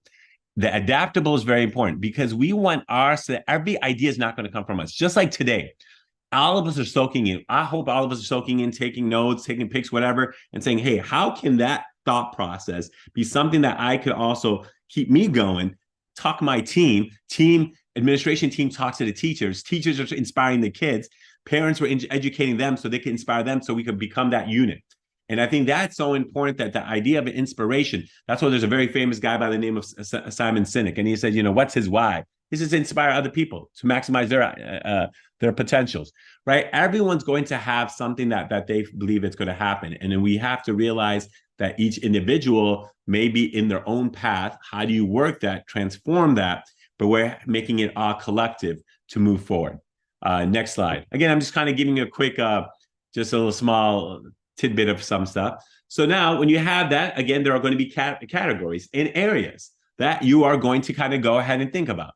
So translating strategy into an action, right? You have to, and when you try to make change, that first year, if you're anyone, I just had was at a podcast just a few days ago, and they asked about like, okay, when you want to make change in school, I said the first year, the first thing you need to do is just listen. It should be a listening tour. The first 2 months, before you even get in there, if you have the summer before you can transition, just talk to every person from not just the teachers, from the custodians to the graduates, to the alumni, to parents, kind of looking at that. And then why? Because you're building strategic relationships. Because when you now kind of look at, say, well, whose name is being called aloud? What are they seeing? Who's the movers and shakers? You are trying to make those relationships. And this is all this leadership stuff is our beloved Prophet Muhammad sallallahu alaihi wasallam. Because everything that he also did, he inspired people. People wanted to be around him. You understood who are the people. He made dua for some specific people, right? He made dua for Umar, which Umar, what, the Umar radiallahu anhu, that, everyone has certain things that they realize that Allah knows that these are individuals who have skill sets in certain areas, and then you could take them and use that for the greater good. Leverage of your emotional intelligence. It's so important as leaders, we have to check ourselves, and we have to constantly check ourselves. Even if I come to new school, I have to think I can't do it the same way I did at the other school, because there's certain situations, socioeconomic differences, ideological differences, the financial differences. There might be other factors that you have to look at and say, hey, yes, you could use some of the stuff that has brought success there, but then how to implement it, you have to start seeing, okay, who am I working? What am I working with? I have had the blessing of seeing maybe 100, 110 schools. Each person will have to look back when I go there and say, okay, let's see where we are now. How do we make these moves and these adjustments? Leading through change, right? Change, it's also to be a part of there at the groundwork, right? For me, it was very important. I still do parking duty. I still come out and say, why? Because it gives me an idea what's going on, seeing the kids at lunchtime, salah time. You have to be there. If I say sense of belonging, that's salah time, I'm not always there. Or if I'm there, I'm shaking hands with just like every other staff member with the kids. The idea of seeing what's going there, walking in the hallways, understanding what's there, sitting in the PTA meetings, even in the back, even in our principal and the vice principal taking care, just looking at what's going on becomes there. And why? Because developing employee capabilities. We have to now kind of look at it and say, hey, as we're building those relationships, as we understand it from the emotional aspect, and that you're leading, as you kind of lead, you start seeing at the ground, you'll start realizing who's got what strengths, who doesn't. And now all these other factors of forceful presentations, this is where now like, okay, I know what I want to get at, what's there. Where am I at our school, at what stage? Where can I start plugging things in? Where do I give these individuals opportunities to take some of the things that maybe I want to take or I want to implement in our school and kind of moving forward? All right. Next slide.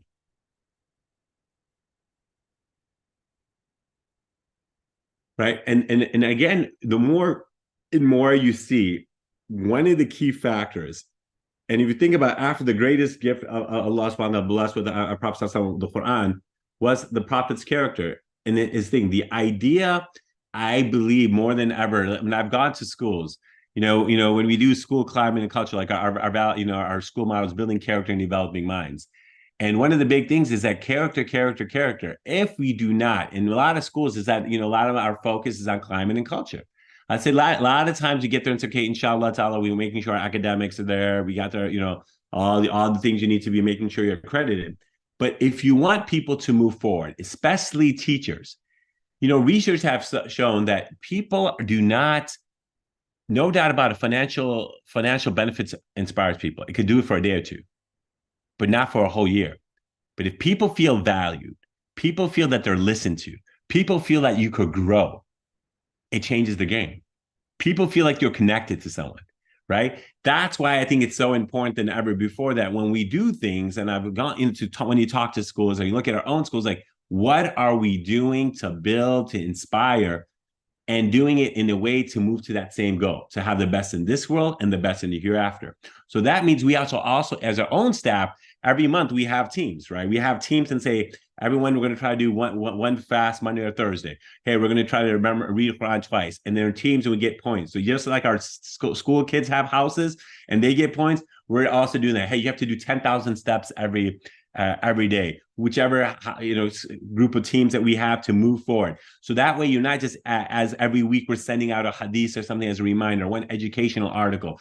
The more that we as a team are developing and seeing that everyone's inspiring from a social aspect, from emotional aspect, from a spiritual aspect, that inculcates that culture of now it's not just us, but it's everyone from the students' perspective to the parents' perspective, and everyone else can kind of go a long way. Next slide, and then I'm going to finish up in my last 3 minutes. Right, so the idea of making sure stuff like self-confidence, responsibility, energy, and innovation, all these play there. The ability to solve interpersonal tensions, that is a key factor. This idea of understanding, this is where if you look at many Islamic schools where it had, why in America it used to be before, like every 4 years, people used to transition out. Even the school I was the principal, I was 7 principals in the first 14 years, right? People come and go. And every time you go, it's like, yeah, brother, the board, or those parents, or the teachers. But how is it that we kind of look at certain things and have that? And so a lot of my things, I'm saying going into like, okay, well, how do we do transformational? I want us to really, I mean, you might say, why am I taking these 8, 10 minutes, 15 minutes? Is these issues of social situations, if we ourselves don't have processes. That's why even one of the first things in our school, when we first walk in, saying, if I am mad, I will like you to how? Everyone gets to hear that. If I am angry, I need you to give me 24 hours. If you need to advise me, I would like you to ... And that helps us understand that, saying from one is that academia transformation and those skill sets, but this other aspect and saying, well, the people who are going to make this academic success or the spiritual success, I have to make sure they're all bought in. And how and what do I need to develop? And if things are not going right, how do we make sure we have the right communication set for that success to happen? And then I'm going to next slide. So keeping these kind of factors into perspective, we have to have problem-solving skills based on logic and feeling and instincts, right? When we do our decision-making styles, and then keeping certain factors into very important. And that's why we see this right here, proactive, being incremental steps towards problem-solving, consider larger context, longer time frame, right? Quick reaction to emergent problems. All these factors kind of go ahead and play off as we go through. Now, understanding where do we want to go, how are we going to do it, and why is it important? That's when you answer those questions as you want to transform your style for the greater good. And I think these will become very important in the last slide. So, and you'll see we're thinking at the bigger picture, the long-term results. We're not micromanaging or macromanaging, right? You're not planning, organizing, controlling. You're communicating feedback and empathy. You're motivating based on reward and punishment, but transformational is motivation focused on integration, right? Personal growth. You'll see that we're not just strict to just task performance, but encourage innovations and things. So all these are very important kind of things that we are focused on. So inshallah ta'ala, may Allah bless all of you. May Allah reward all of you for the work. And again, these are just some thoughts to think about as we move forward from whatever success. So we do our best. Allah subhanahu wa ta'ala will take care of the rest. Assalamu alaikum.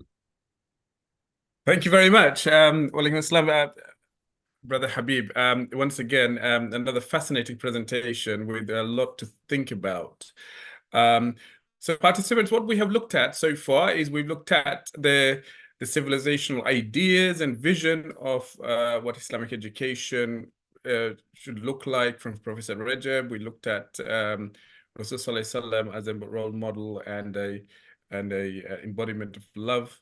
We've also looked at the curriculum, and now we've looked at leaders, transformational leadership. Just a quick question before we go into the next speaker, Brother Habeeb. Transformational leadership, as I understand it from what you're saying, is something that is long-term, and it is a cultural change.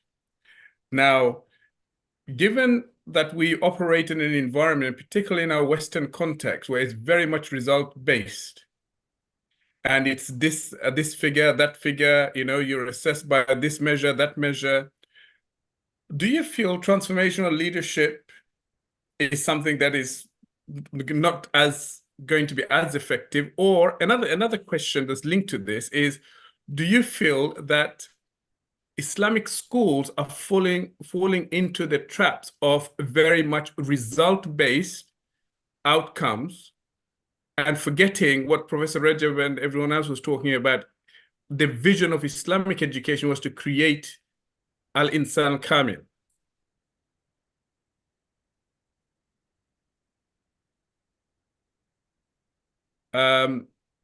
You can unmute. You have to unmute. Oh, yeah, but it's a great question. And the two things we need to always keep in mind when we are making transformational leadership, any change, there's always going to be a long term, because we're always going to keep on developing. But every year you have to still have some form of expectations to be met. So if that means from everyone, I'm just going to use the academics, right? If you're at our school you were scoring a 68 percentile, are you going to get to 90 in 1 year? No, but you're going to say, can we get a 3, 4, 5% growth? Can we do that? Hey, we're losing these many teachers every year. We're going to try to reduce down to that. We're only, 1 or 2. We don't have any other administrators. We're going to look at 1 or 2 of our challenges in 3, 4 years, staff members in 2, 3 years. we're going to develop them to become ready for it. So the idea is that there still has to be the long-term vision, but every day there has to be checks and every year there has to be checks and balances. Every quarter, every semester, there's got to be some wins as we go through. We can't just say we're waiting for 4 years. Just like in sports, when they say, hey, that's a rebuilding year, that doesn't mean they're going to lose all the time. They're going to say from 10 wins to 20 wins to 30 wins. Hey, in 3 years, we might be, on the positive side of winning. And so keeping those things in mind, inshallah ta'ala. So it's a blend. It's not one or the other, inshallah ta'ala. It's a process. And that's what the beauty of Allah, right? Allah just keeps us giving us chances and chances to get close to him. We'll have our ups and downs, but inshallah ta'ala, Allah's mercy, we move forward. And inshallah, with our good work, Allah's barakah, schools will keep moving step by step. Never give up. Thank you very much, Brother Habeeb. Thank you. Okay, so our next presentation is going to be by Sister Ruxana Yaqub. Sister Ruxana Yaqub is one of the key pioneers of education from a Muslim community, along with her sister, Busha Nazir, who was the first Muslim head teacher and a beacon of light, really, in the mainstream education, and the transformation that both Sister Ruxana and Sister Busha of education, nationally as well as locally in the areas of Waltham Forest, East Ham and East London area. Sister Ruxana have been the former president of Muslim Teachers Association UK, and now currently is an education consultant and a leadership coach.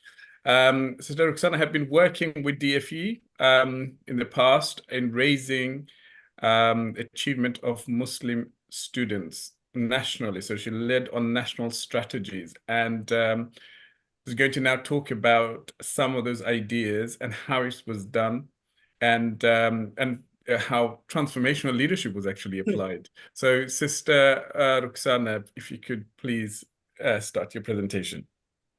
Thank you very much, Faisal. First slide, please. Thank you very much for giving me this opportunity. I've actually been inspired by each of the previous speakers and looking forward to the next speakers. It's an honor and privilege to be involved on this panel. Next slide, please. So I'm very pleased to speak with Nida Trust today, and I've been working with Nida Trust for the last few years, and it's absolutely amazing the excellent work that you all do for Nida Trust. So I'm very happy to support that. I'm going to be talking about current challenges. I'm going to be talking about slightly different things to what most of the speakers have been speaking about in general. But I'm going to start with current challenges in Muslim education. There's been, as people have said before, rapid global changes pose new challenges. And I like the two phrases from the last speaker I really like are, did I strive to do my best and keep evolving? I think with all the changes occurring in education, we have to keep evolving and keep changing to overcome the challenges of this generation and then future generations. I think for all of us, it's important to have the basic grounding that young people have grounding in faith, which starts off from your families, particularly the mother, because a baby starts learning at the hands of the mother in the mother's lap. And that's where learning starts from. And our goal overall as educationalists needs to be to build a solid foundation for children and to develop compassionate, caring individuals, which has been outlined by several speakers today. Next slide, please. I'm going to be talking, most of the speakers and most of the talks are about faith-based schools. My work and what I'm going to describe to you in England, 95% of children and 95% of Muslim teachers are in non-faith schools. So I'm going to be talking about the issue of tackling underachievement of Muslim students. And I'm going to talk to you about my role in working for the national strategies and what I did and what happened. Next slide, please. The national strategies was a working arm of the Department for Education. So It was a very ambitious program for change. It focused on professional development of teachers, and it was to cultivate leaders of learning and for people to adapt what they were doing to make their teaching more effective in the classroom. And the impact, I believe, has had a huge influence on both teachers and pupils who went through the programs, which I'm going to explain to you in more detail. Next slide, please. So I worked for the National Strategies, which was a working arm of the Department for Education, and I worked on a program called MEET, which was Minority Ethnic Achievement Program. And this program was specifically targeting Pakistani, Bangladeshi, Turkish, and Somali children in state schools where they were not achieving. And the Department for Education looked at all the data. These are the four main groups of Muslim pupils in schools, which are counted through the census data. There are other smaller groups, but I think these four groups make up about 66% of the Muslim population. So it was identified by the Department for Education that 17 local authorities were not achieving with these ethnic groups. So what could be done about it? And so I got involved in the program, and there were 4 areas of criteria that we focused on to improve attainment for these 4 groups. I'm going to explain each of those 4, you can see in the last box, in more detail in a few moments. Next slide, please. So I was involved in something called the MEET program. So the MEET program identified students who were underachieving in year 7, that's age 11. The program started when children were aged 12, but it was a 2-year program, and the schools identified 20 pupils, and they chose either English or maths or science or a combination of subjects that they wanted to focus. Number 3, please. The school had to commit to carrying out half-termly evaluation exercises to monitor progress. Number 4, please.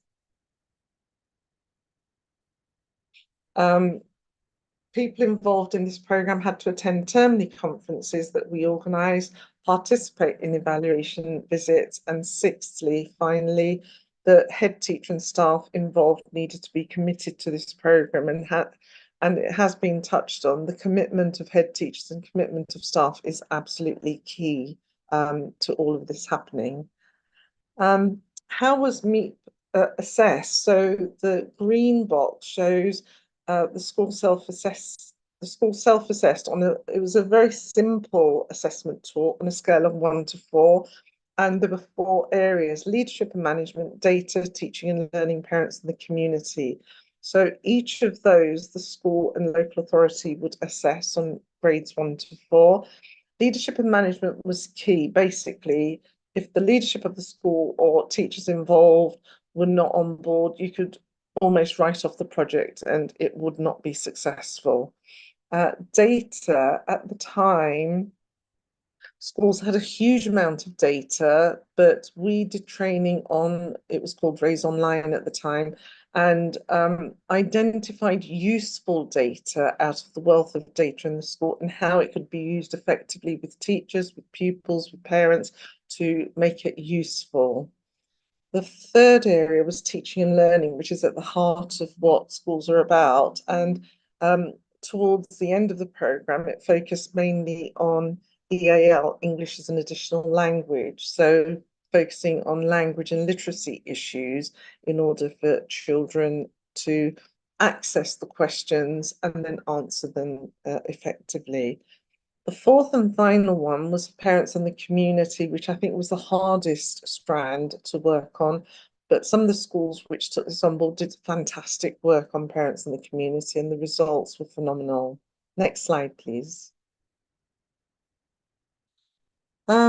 My role was to support people in the local authority, and with them I'd do joint visits to school to model expectations. I'd go carry out self-assessment I'd look at the self-assessments and look at the accuracy. Sometimes schools were very complimentary to themselves and didn't look at the criteria.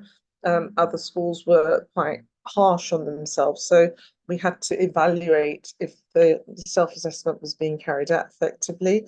And then myself and colleagues ran termly training sessions in London, Birmingham, and Manchester, where good practice was shared. Next slide, please.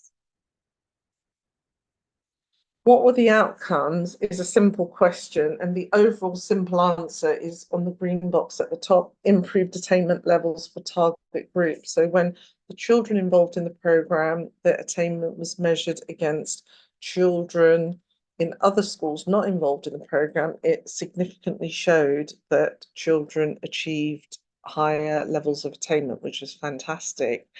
There were nuances within that general answer because, for example, on the bottom right-hand box, the Bangladeshi pupils out of the cohort achieved the greatest and reached almost national average levels. The Pakistani pupils were slightly lower, the Turkish pupils were slightly lower, and the Somali pupils one who showed the least improvements, but still significantly improved. The overall improvement was for girls was much higher than boys, and London pupils attained higher than non-London pupils. So there were nuances within the data. Next slide, please.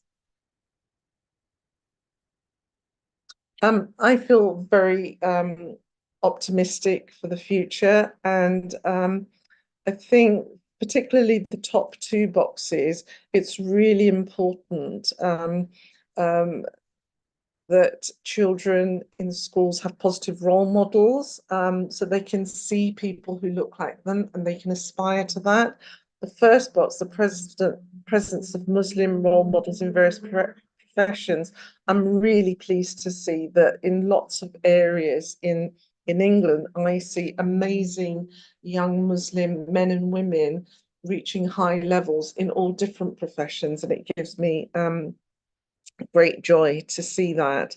I'm also involved in something called Consortium, which is a group of professionals in lots of different capacities, and they've come together to give back to the community, which is really heartening to see.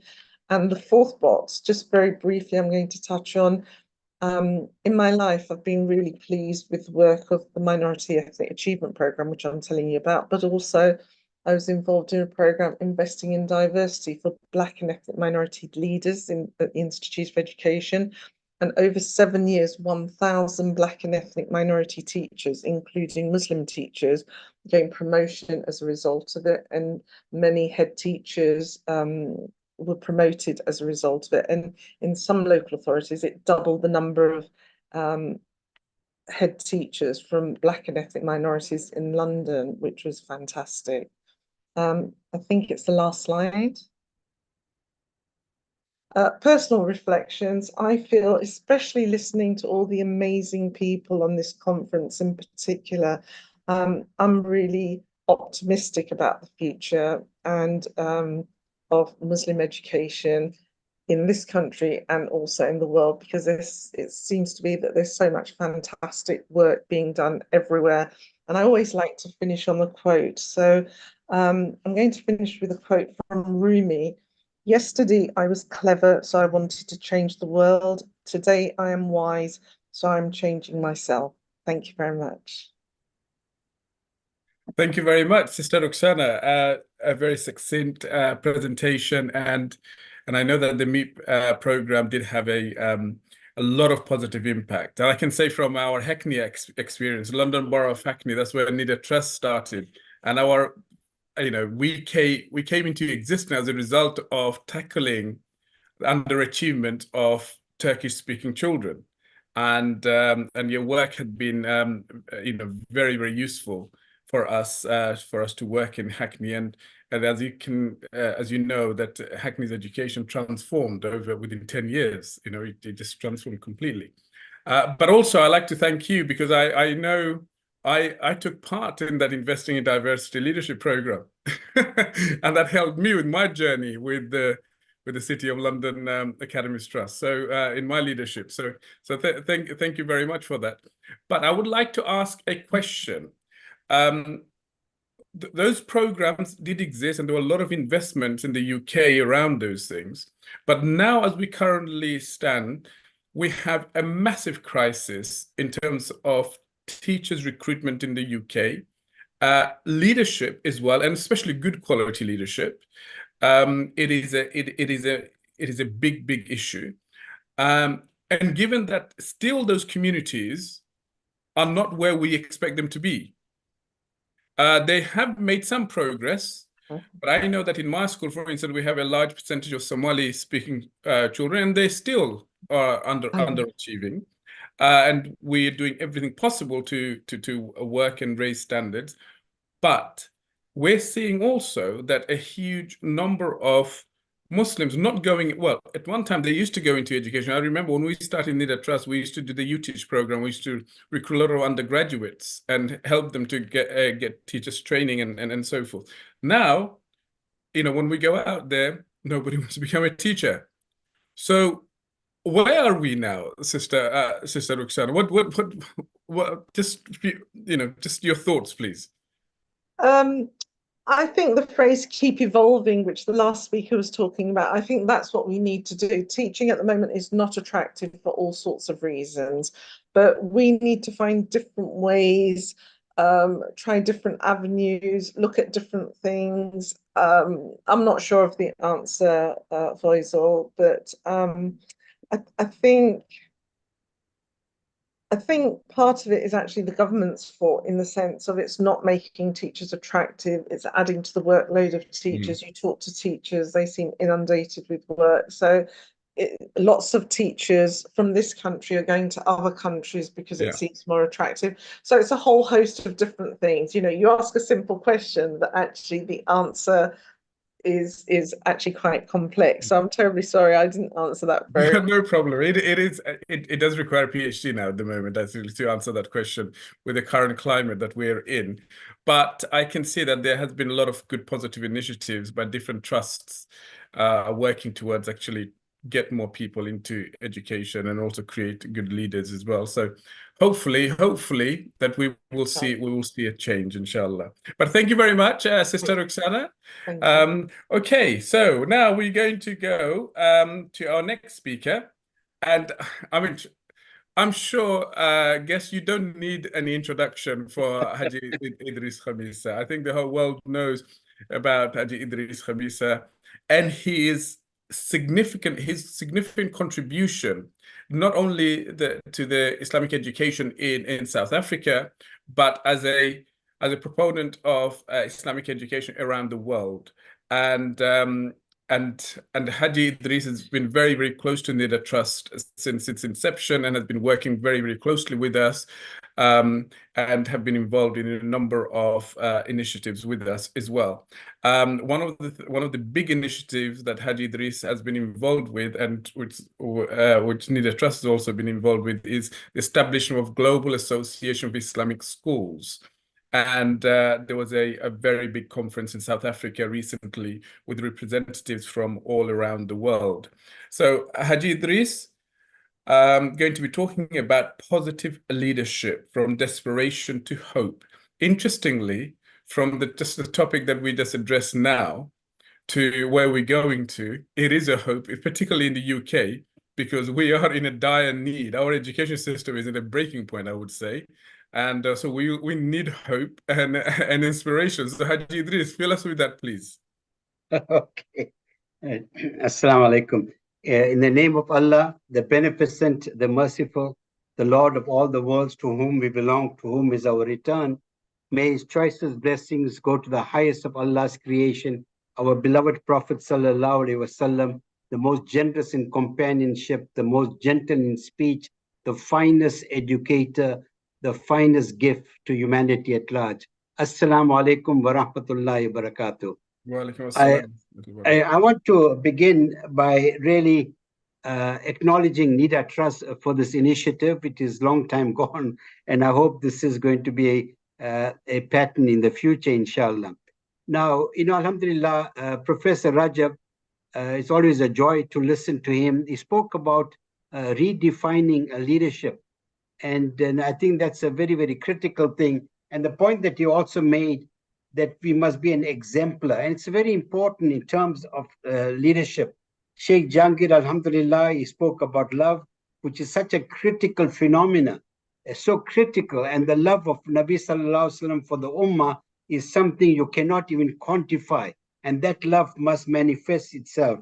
Sister Asma reminded us that the Quran must be the reference. And she also spoke about a context living in a particular society and how you live in that society. And again, Dr. Nadeem, I especially liked when he spoke about school of distinction. And he also spoke about it goes far beyond academic standards, about providing holistic education. And he recognized that this must be done in the context of a particular landscape. And of course, Habeeb Qadri, is always a joy to listen to him. And it is almost the topic that I'm going to speak about. He spoke about with such eloquence. And the passion in which he spoke about is something that I identify completely. And it is my view, if head teachers also have the similar passion, it will make so much of difference. And our beloved sister Ruxana is always a joy to listen to her. And she did a lot of hard work in the community to uplift them. And what I like about her is the abiding enthusiasm. And when I was reflecting on the topic of positive leadership, I wondered why there was a need to use word positive, why there's a need to use transformational. I understood leadership to mean when you are able to influence the people that you work with towards a goal that is shared. But I can understand why people have introduced the word positive.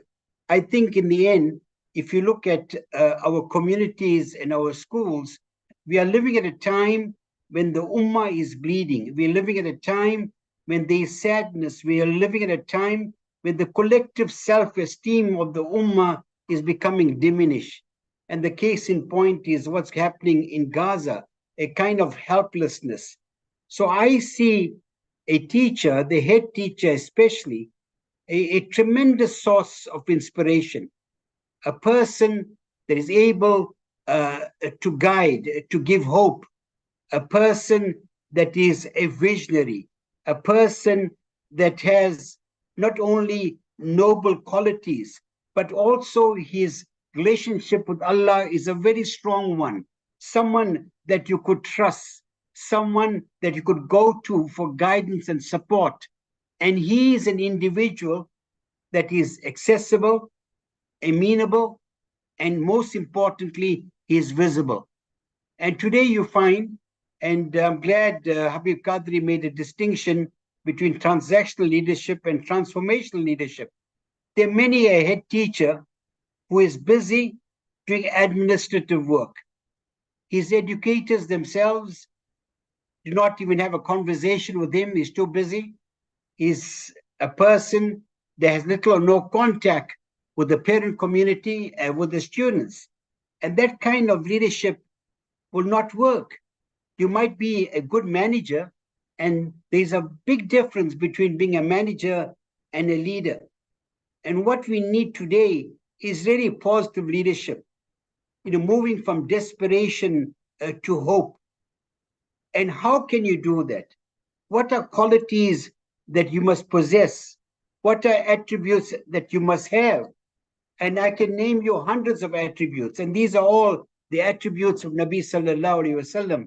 And when you look back at the relationship Nabi Sallallahu Alaihi Wasallam had with the Sahaba, and it's a very important thing, you see. Our Nabi Sallallahu Alaihi Wasallam got to know each of the Sahaba. And the advice that he gave to each one was unique. It was distinct for that particular individual. That can only come when you're not only aware of the individual, you are observing, you are noticing, so you're able to guide them, take them by the hand. And these are important things, because the head teacher, who is supposed to be a leader, cannot succeed on his own. He requires everyone's participation because the teachers are, in essence, the foot soldiers in the classroom. And you could do it. Try to understand them. And you can only understand them if you are caring, if you are empowering, and if you are genuine. I'm not going to elaborate on each one. Genuineness is a very important thing about being authentic. What you see is what you get. There is no discrepancy between what you feel and what is manifested. And these are fundamental things.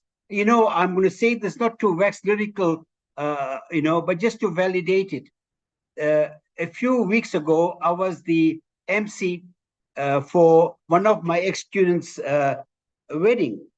And he sent me a message, he said, Jazakumullah, Father, for being there. I was so touched by his kind sentiments. I was so touched that he saw me as a father. He felt safe. And these are important things because you got to understand, and we say the purpose of education is to reinforce the values of the home. But our kids, many of them come from dysfunctional families. Many of them have not seen in the father a role model, in the mother a role model, an elder brother, a person they can turn to for advice, for comfort, and they do not perhaps even have the right kind of friends. And sometimes you as a teacher, or the school, you're the only source of inspiration. So the head teacher must not only empower himself, he must also empower the students, he must empower the teachers. He must be innovative, he must be decisive, he must be resilient, he must be energetic, he must be respectful, he must be transparent, he must be ethical, he must be flexible, he must be a team-centered person. Now, these are very important things, very, very critical things. So what needs to happen is this. You need to ask yourself the following things. How do I measure the success of the school? What qualities should I look for in my students who pass the final year? What kind of qualities should they possess? If you say they should be individuals that have a high self-esteem, have high emotional intelligence, they have a deep and profound love for Allah, they love Nabi sallallahu alaihi wasallam, they do not want to be passive receptacles of knowledge, they do not want to be only consumers of the media, but producers in the media. If they themselves imbibe or embrace some of those qualities, and they say, we too want to make a contribution, we too want to leave a legacy. And the point that Professor Recep made is to redefine certain things. I mean, for me, we need to redefine what is success, because academic success on its own is not an indicator of real success. So we need to give those teachers, give them the tools. You don't have to sermonize, pontificate, or lecture. Point them the way, show them the way. But the best leader is the one that is able to inspire others towards leadership. And a critical thing is this, that when things go well, of course, you turn to your team and you turn to Allah, thanking Allah for the success. But when things don't go too well, you need to look at the mirror and look at yourself and say, my gosh, where did I go wrong? What could I have done differently? Because I do not believe anyone is incorrigible. So my beloved brothers and my sisters, I'm saying this to you.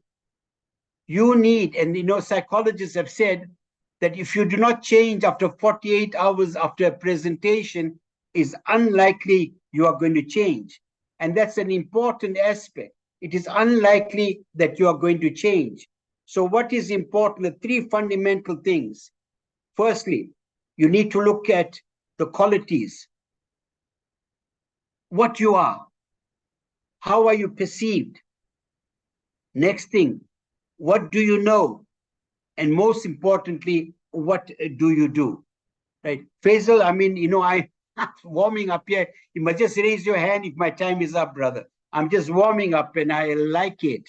So good to be back with all of you.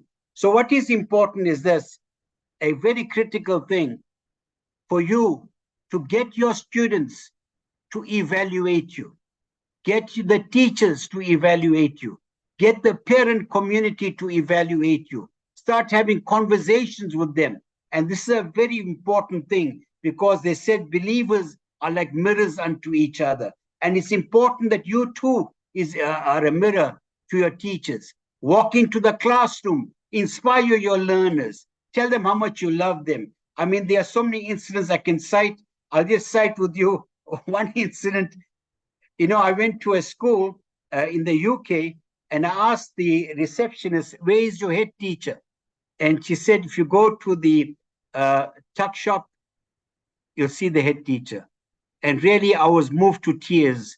I saw the head teacher having lunch with 2 or 3 of his students, and he was making a dua after lunch. What a beautiful thing. So my beloved brothers and sisters, I'm saying to each one of us that we can do so much more to be inspirational. Let us not adopt a victim mentality. We have an opportunity to make a massive difference. And then inshallah, you'll say, I like it. Assalamu alaikum wa rahmatullahi wa barakatuh. Thank you very much, Haji Idris. And it's always joy to listen to you, and some wonderful points that you have raised. Haji Idris, you've traveled around the world looking at schools, education systems. From your travels and from your experience, what would you consider are the main barriers for leaders to make this positive change? What, if you can just summarize it from 3 to 5 points maximum, I would say. Okay. You know what? I found that many head teachers have forgotten the power they have.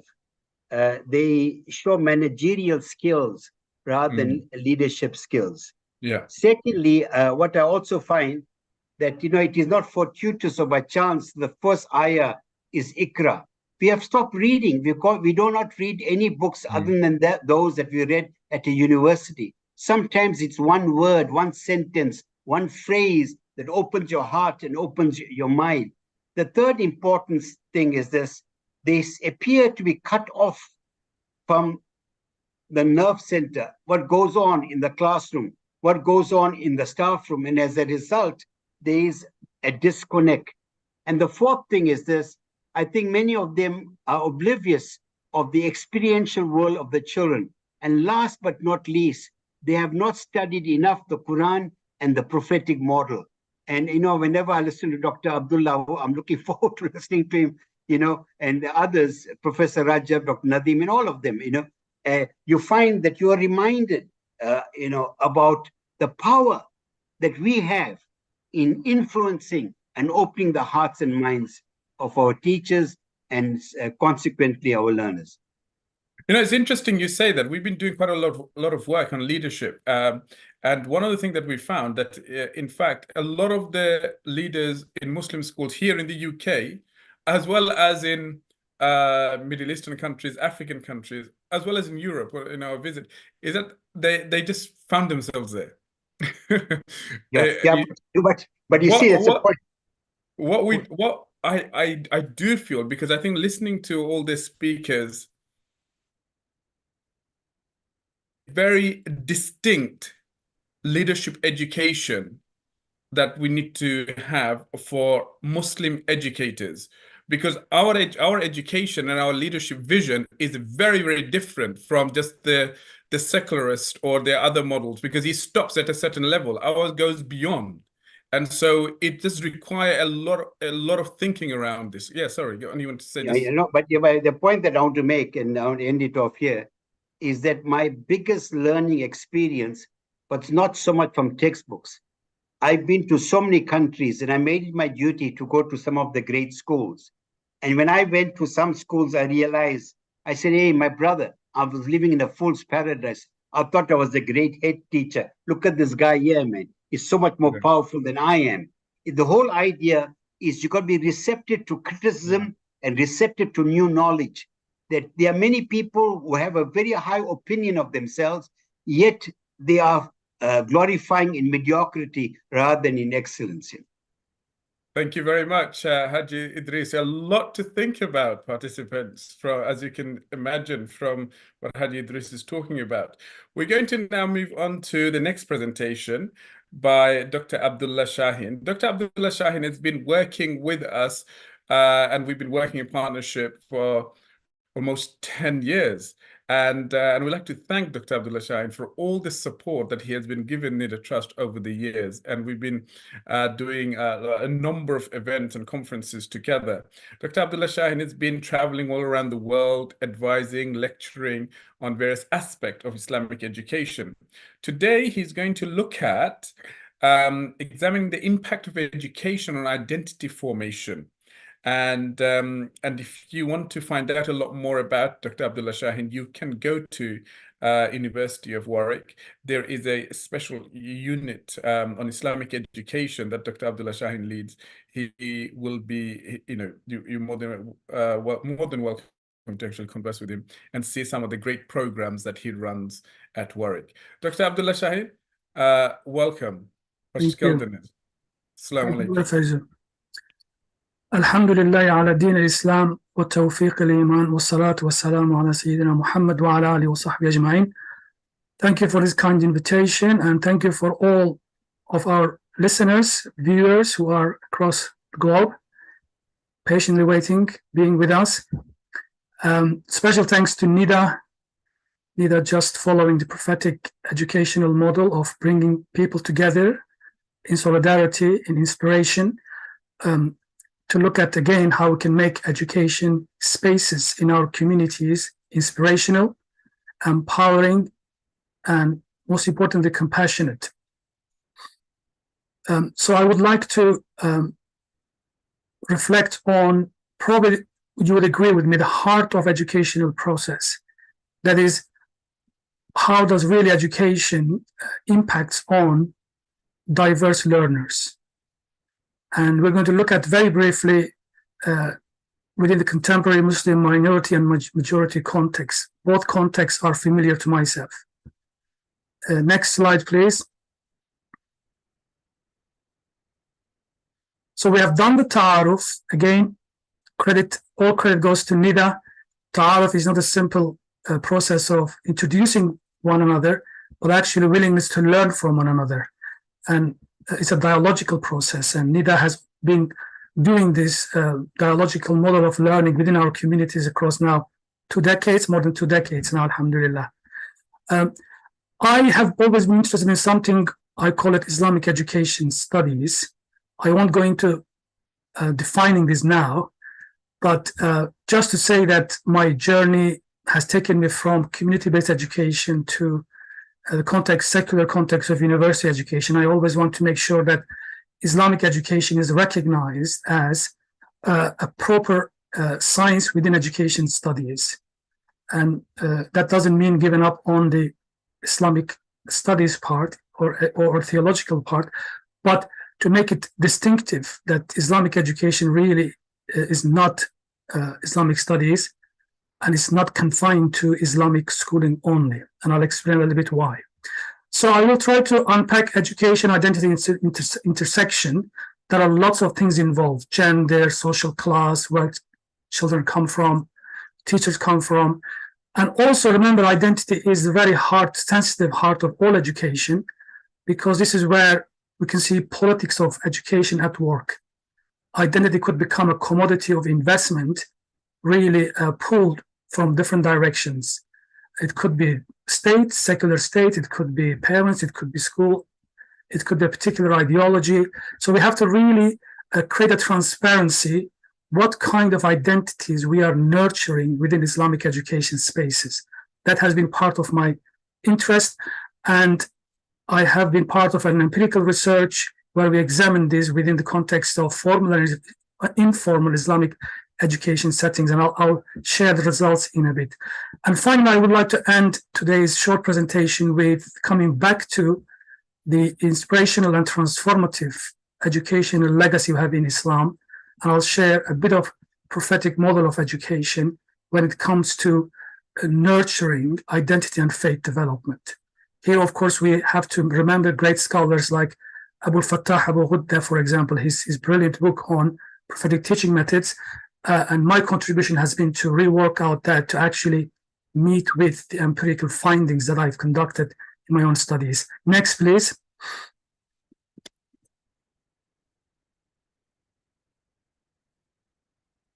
So this is a little bit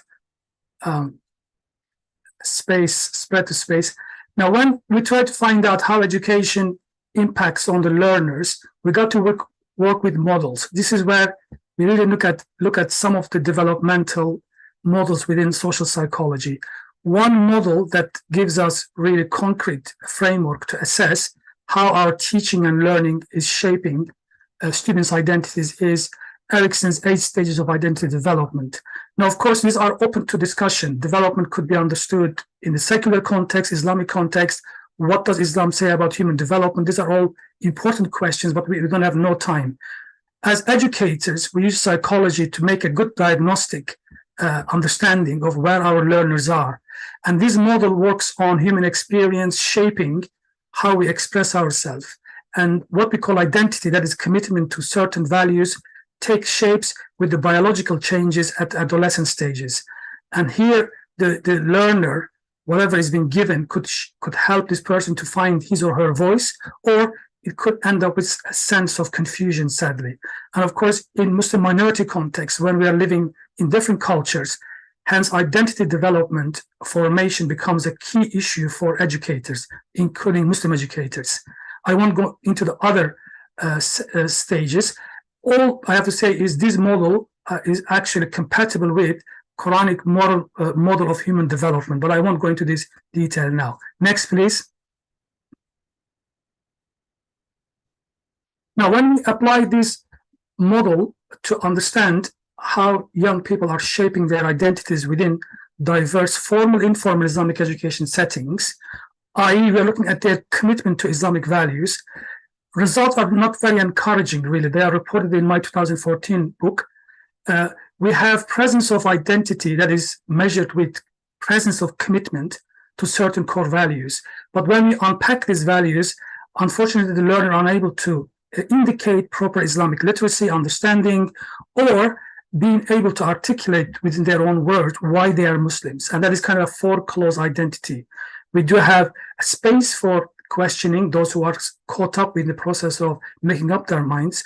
And there are, of course, sadly, some proportion of young, actually Muslims, who are drifting away from faith, which we call diffused.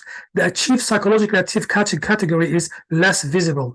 This work was done 2 decades ago in Birmingham originally, replicated in Muslim majority context of Kuwait, and this year we have replicated in actually England with a massive national study to replicate this study. I won't go into details, but it will be interesting to find out how Islamic education needs of British Muslim young people have changed since I've conducted this study 2 decades ago. Next, please. So we have, trust me on this, we have empirical findings telling us in Islamic education settings, we are, it appears, producing four-clause mindsets. The question is, these four-clause mindsets are formed because education is imagined to be teacher instruction authority-centered. In fact, if we just now reflect on what we have seen, wonderful inspirational presentations, we could see that education in Islam, for example, expressed with the word ta'deeb. Ta'deeb could be inculcating moral values, but if you think outside the box, ta'deeb could also become a moral coercion, disciplining. Similarly, Islamic schooling, for example, is a really interesting concept, but Islamic schooling is an organizational concept, not necessarily to do with actual Islamic education in the broader sense. So I always felt, when I looked at the empirical findings of my study, whether education in Islam could begin with the learners.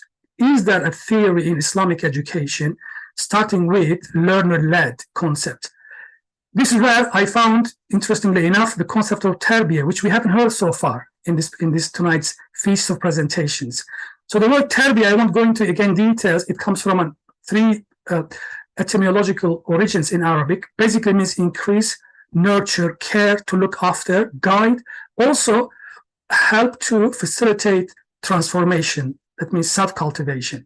So I call this cloud and grass theory of education in Islam. You can read this in the book in detail. But the summary is tarbiyah is actually a learner-led process of educational practice, which basically means facilitating human flourishing, self-cultivation, virtuous character formation, and compassionate transformation. That is the final definition of what really tarbiyah is. A real tarbiyah is really directing to learner, not necessarily exercising the power of the tradition or the teacher. In fact, we had a wonderful concept from Sister Asma about maqasid al-sharia. That is an interesting, wonderful concept, but ultimately this is a legal concept. It more or less goes against the learner-led process of envisaging education. So I won't go into detail.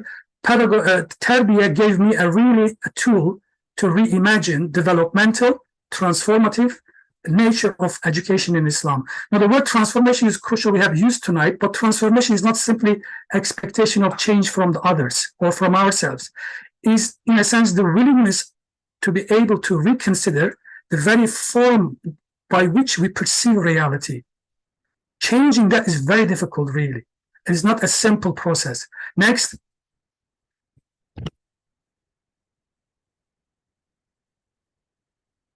So some of my slides are put together by my daughter. They're really quite interesting, building up expectation. Now, I want to leave you, the final part of my presentation, to substantiate that when you read educationally Islamic heritage, you are actually finding a gold mine, really, because that is enabling you to listen, to reason with our tradition educationally and find out these wonderful principles and teachings that actually make sense today.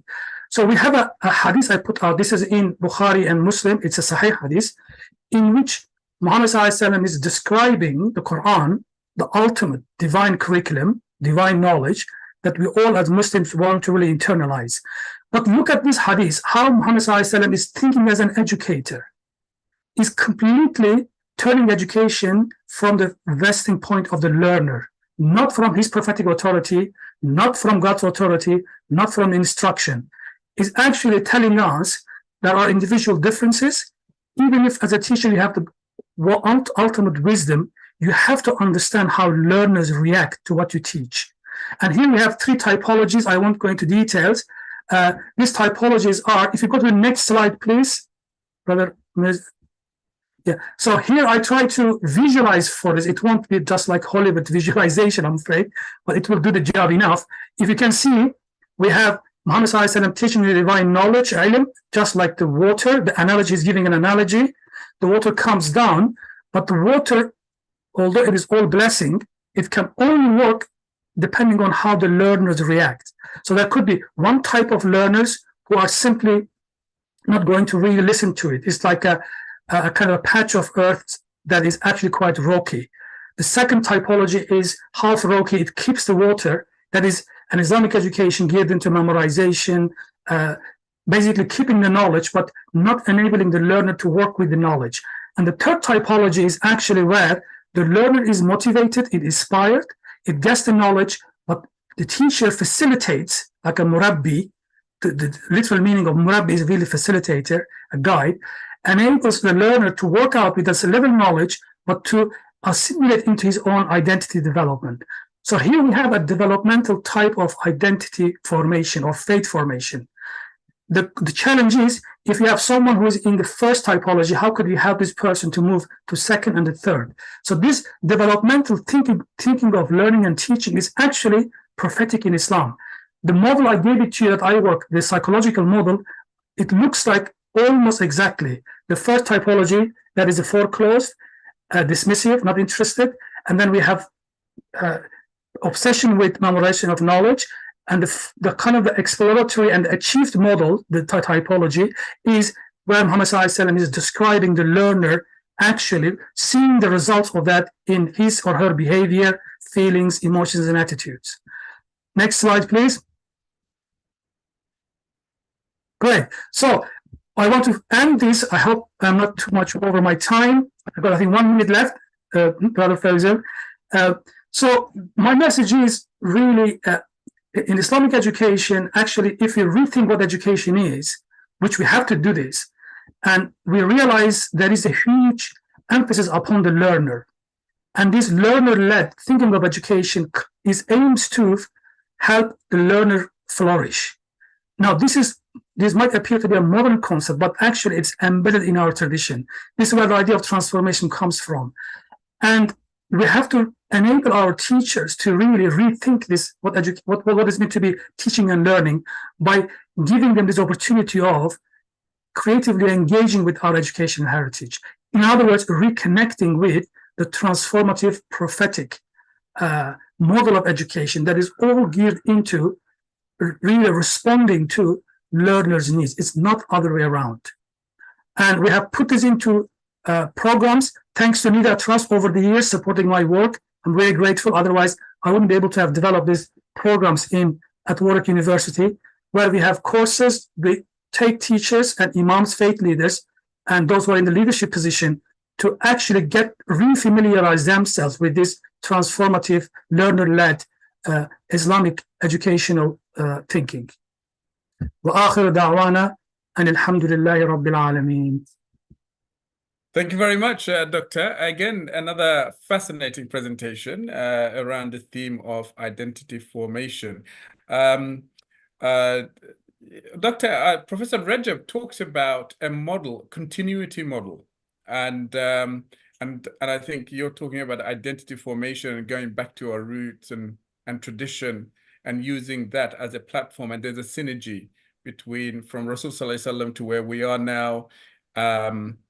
You know, there's it's to kind of move away from sometime our history is presented not only just by Orientalists, but also so-called some Muslim movements as well, in a very distorted manner.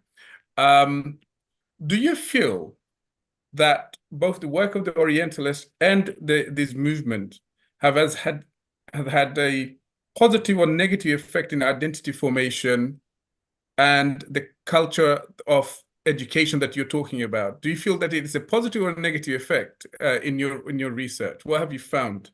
Well, I think every encounter creates its own challenges and opportunities. If we own the critical heritage of education in Islam, we have no fear of the Orientalist so-called critical historical thinking. That shouldn't really be a challenge. When we have fear and lack of trust in our tradition, its scholarship models, then unfortunately we become reactionary and we form foreclosed identities. Continuity is key to identity formation, yes, but remember, each child brings in new experiences to their formation. Ethically, it is really not constructive if parents for example, in Muslim minority context of Britain and Europe, expect their children reenact the same identity narratives borrowed from Bangladesh, Pakistan, Turkey. We have to understand you can give them, of course, it's your right, Islamic right, to share your values, but you have to create what we call exploratory space for the young learner to build confidence, trust in their tradition, and to find their voice. If you do that, then you're talking about maturity. Education and Islamic education is there to ultimately help bring about these mature individuals who are confident in their tradition, well connected with the context of today, but able to locate and contextualize the Islamic knowledge where their parents and religion come from. If Islamic education is not doing this, then it's actually nurturing reactionary identities. And there's a problem. Therefore, we really need to get Islamic education to become part of the cultural capital building for young people, our communities. And for this, we've got to have models. Warwick has only one model, but we want to have different models from Australia, from South Africa. We need to create this creative. There's no really one thing to fit everything. But one thing is crucial. We have to engage with our tradition educationally. We cannot really discern this creative, transformative educational teaching unless we do that part first. And we have to trust our children. Remember, so far we talk about rights of everybody except children. With the exception of probably Sister Roxana, she did actually brought student voice to their discussion. So we have to trust our children. They have also rights. And ultimately, all education is for them, actually. It's not for us to exercise our authority. So I would say every encounter brings challenges, yes, but brings opportunities, more important. And Islam has nothing to shy away from take up the challenges. Thank you very much, Doctor, for your exposition. And I agree. Why should we shy away from the models that we've had? Now, talking about, and you mentioned about sharing international models. And so talking about that, our next speaker is exactly going to do that, mashallah. I'd like to invite our noble professor, Professor Birol Akgun from Turkey. He is the president of the Turkish Ma'arif Foundation, and he oversees the government-funded schools all around the world. I think there are thousands of them. And I know that Ma'arif Foundation is doing a great work around the world in trying to actually develop those models so that we can actually benefit from them. So I think last month, the Ma'arif Foundation, they organized, under the leadership of Professor, a Istanbul Education Summit, and they came out with few key points. And I would like Professor to share with us some of the key lessons from that summit, so that we can also learn from that, but also and look at how we can implement some of those lessons in our own context as well. So welcome, Professor Birol. Thank you very much, Brother Fazil. Assalamu alaikum. Walaikum assalam. We send our salam from Turkey, from Ankara. Actually, I'm now in Ankara, but our headquarters in Istanbul. As a Turkish Ma'arif Foundation, as you just mentioned, we have been trying to be following up the developments, especially in the area of education, not only in Europe, in Africa, but almost all over the world. You just explained what the Turkish Ma'arif Foundation is about, but just briefly, it has been active since 2016, which is a government-funded foundation established by special law of Turkish Parliament. So currently, it runs schools in 52 different countries, in different cities, in different localities and communities, mostly in developing countries, but also we do have schools in one in New Jersey, in Sydney, also education centers in Europe as well. Turkish Ma'arif Foundations, since the beginning, has been trying to develop and understand, what will be the best and how can we learn from the world and from the contexts that we are active.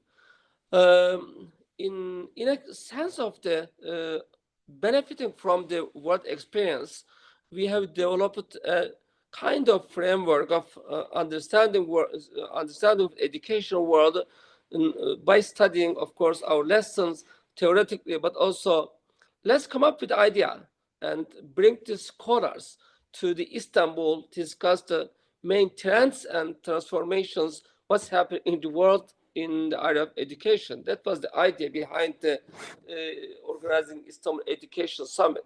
That was this year was the third one that we invited many influential speakers from different parts of the world. But today's discussion is the International Education Summit that you are organizing. I'm very much thankful to Brother Fazil and others who are really, sharing their wonderful experiences and visions for us. As Ma'arif Foundation is not an Islamic foundation, let me clarify and underline this, but it represents certainly Muslim Turkey all over the world. but the model that it offers and developed is more on perhaps more on modern education rather than Islamic education. If I'm going to mention the model of the brother Recep,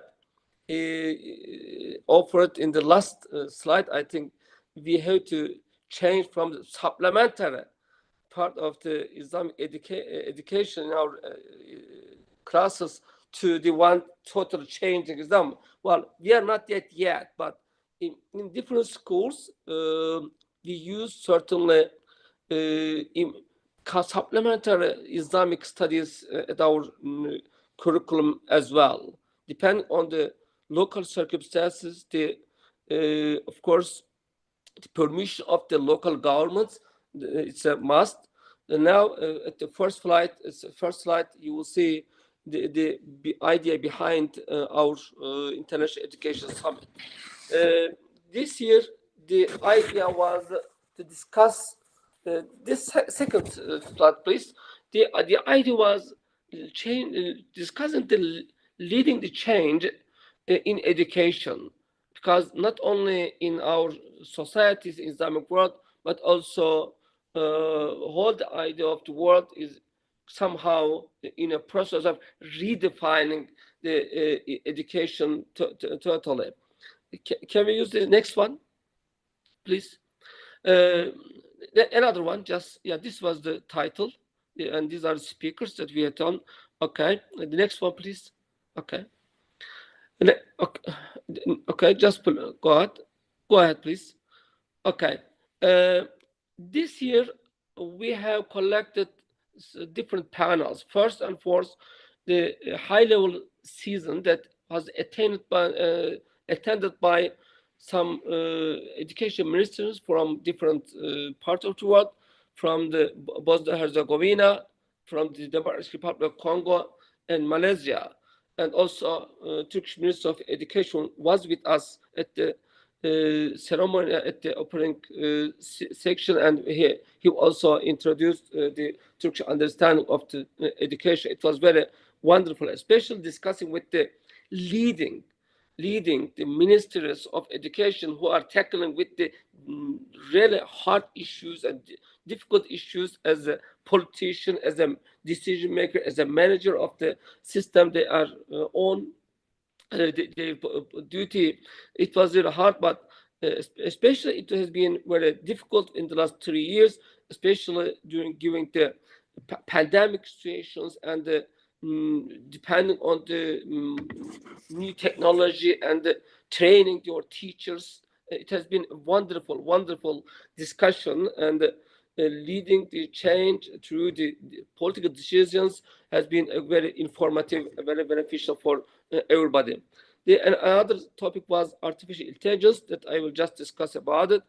The role of artificial intelligence in education, the change in philosophies and paradigms in education in the first panel. Second panel was how to protect the critical mind in the age of the digitalization. Especially that was very critical to understand the technology and education in the globalization age.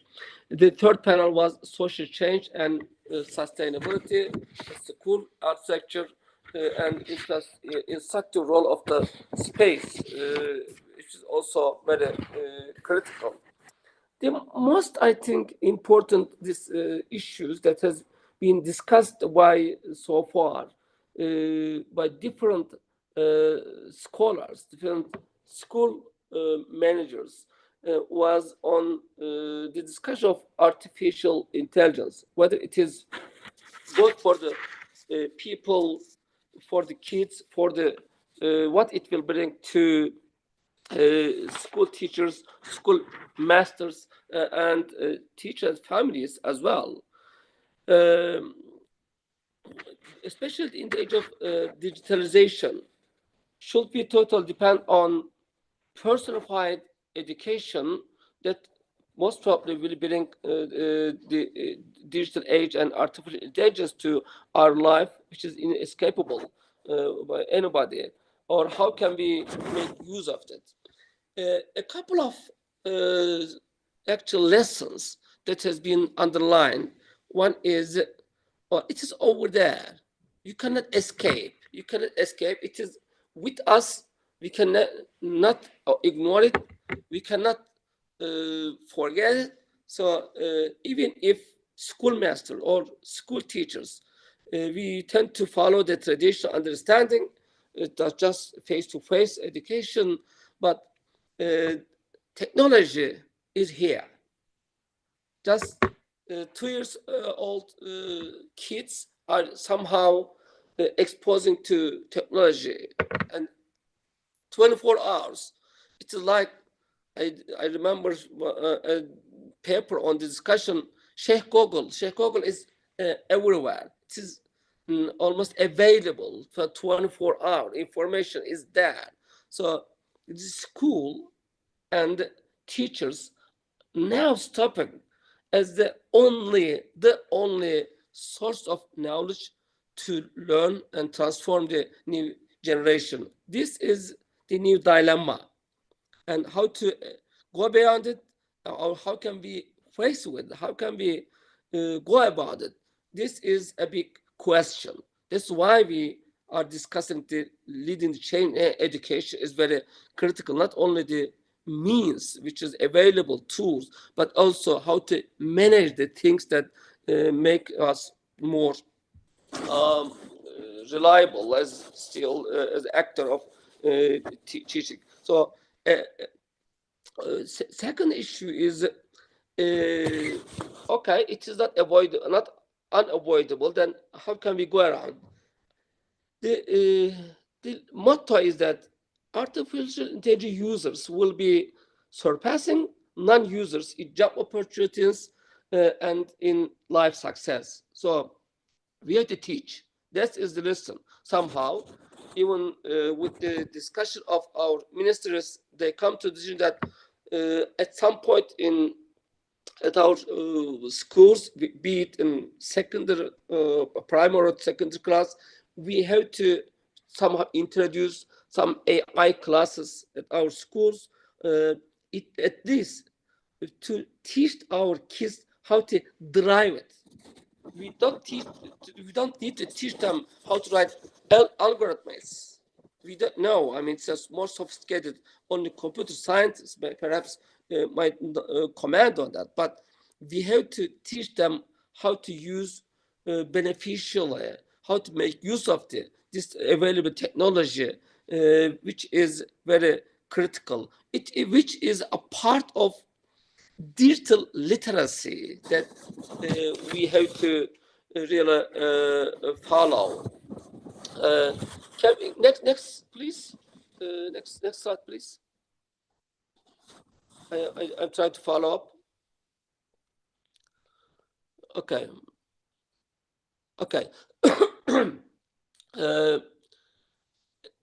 Then at which context and how we have to deal with it? Well, I mean, it is the ability of the teachers and school managers to manage the things, which means that either you can use it or not, but it is over there. And if you don't use it, and if teachers are not knowledgeable enough, experienced enough to use these tools, they're losing in touch with the young generation. That is another dilemma. So I think training the teachers on improving the way that how to use the things that is available in the market. We cannot ignore this, especially for politicians, decision makers, educators at every level of the society. We have to deal with. Which is also in the future. Artificial intelligence can be useful even for the grading of the kids' exam test. So it will be perhaps in this case much more useful for the administrator jobs. Also, they can be helpful to organize the things. So even myself that it will. That was the question that will actually asked, whether artificial intelligence will replace the teachers that we know it? Well, I mean, professor from UNESCO and OECD that have discussed this question. No, it will not be changing the job of the doctors or teachers, but certainly they will be hard questioned. They will be facing difficult times if they not use it. So one of the speakers today was discussing about the leadership change and evolving every year. I think that is somehow a big question, a big challenge for everybody dealing with either academia or teacher at the primary or secondary schools, governments as well, how to somehow invest in teacher training and improvements, especially everywhere. Not only just the teacher, but the contents that we use. That comes to the ethical issues as well, and the Islamic educational perspective as well. Yes, we want to teach our tradition, religious faith, character building for our community, new generation, but which tools we have to use? Then contents production is one very critical issue for the future of the even for the community activists. If you don't produce, everybody's come up with even if you don't want it, the technology.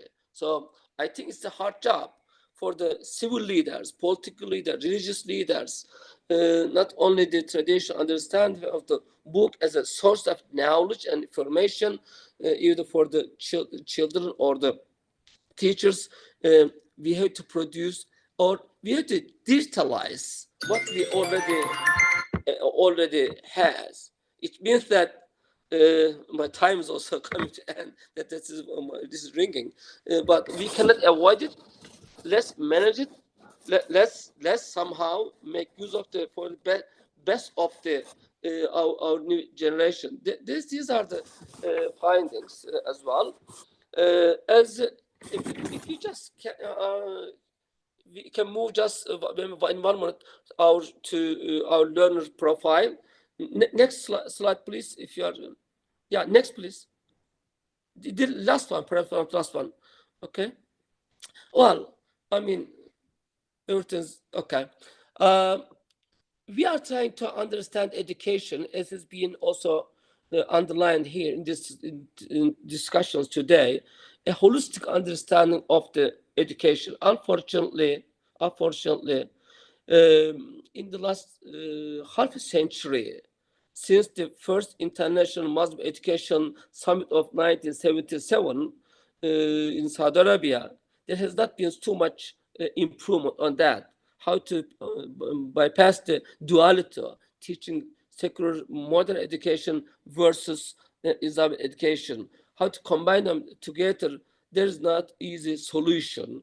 And perhaps the artificial intelligence and technology somehow might be helpful to make use of the new tools for the getting out of this dilemma and improving our understanding of the education as Muslim scholars. And Turkish Ma'arif Foundation is developing its own model of understanding, what we call just briefly International Ma'arif Program. You can say it's a little bit more eclectic yet, but we are developing and we're improving on the experience of Turkish historical experience, as well as the experience that we are in today in more than 52 countries. Thank you very much for today's conference, Mr. Fevzul, and I also sent our greetings from Ankara, from Turkey. If there is a question, I will try to do my best to answer within this context.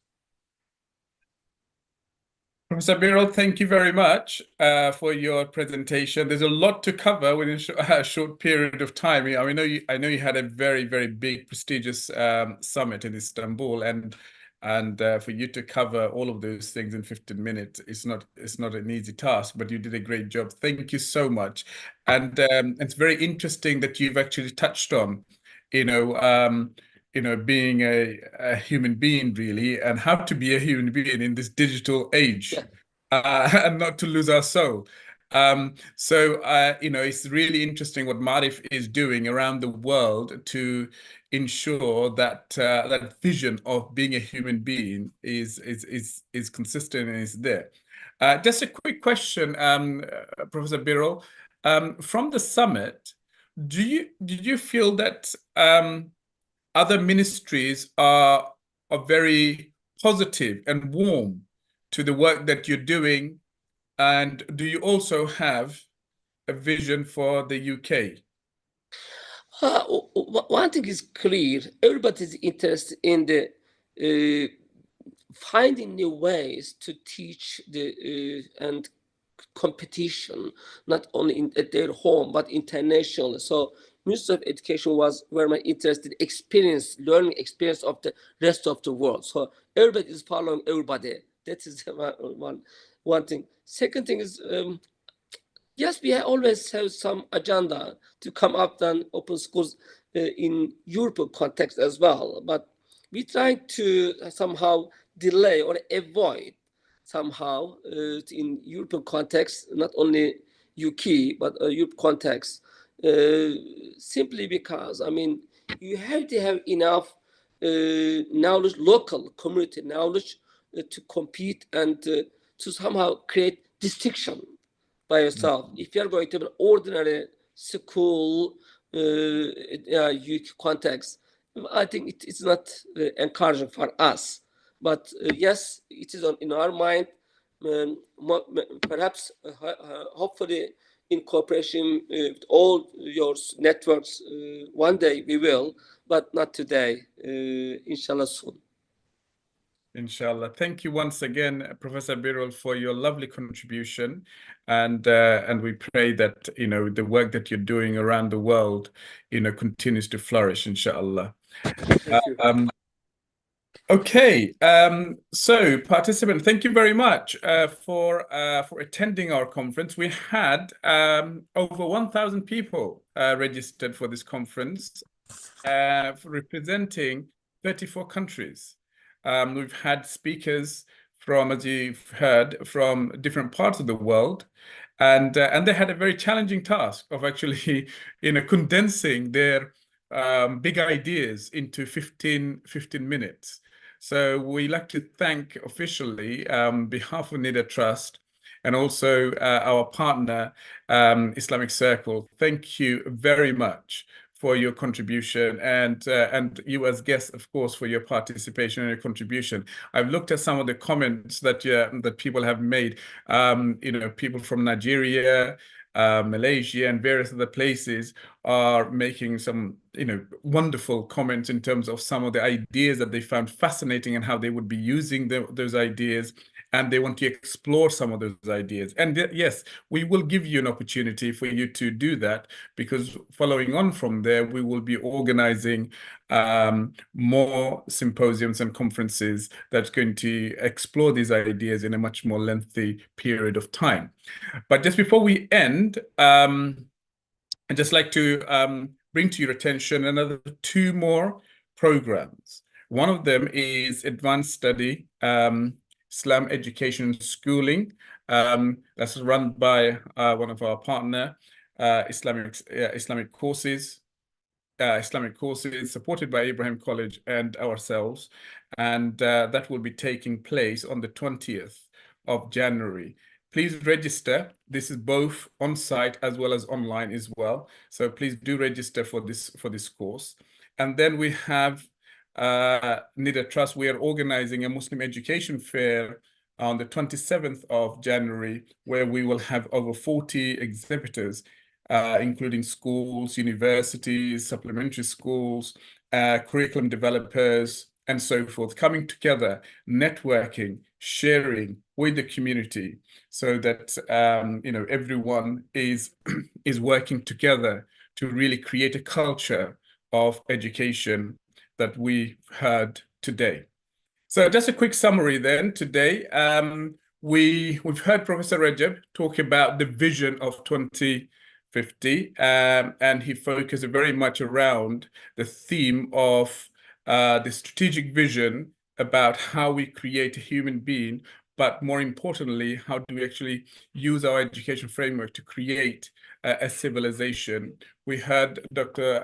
Shaykh Jahangir talk about Rasul Sallallahu Alaihi Wasallam and the concept of love and how that can be embedded into the system.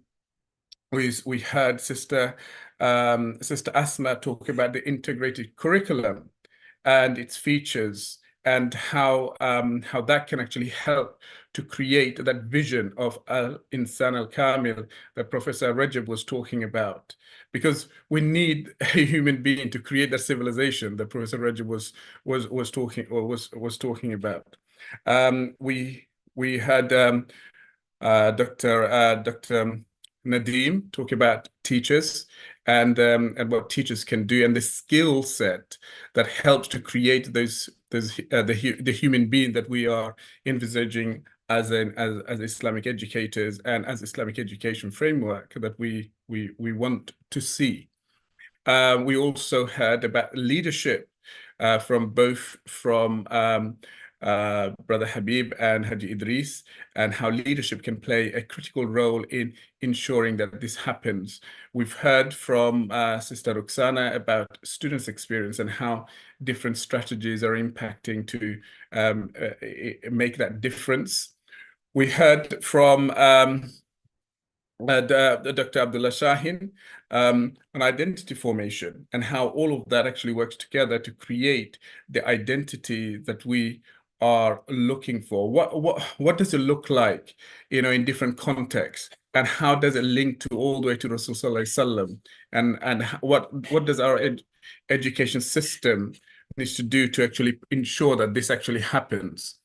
And then, of course, we heard Brother Birol, who spoke about some of the international experiences that they've had and what they're doing to ensure that this actually happens. And I'm really sorry, my battery is running out, so I'm just going to put my charger on.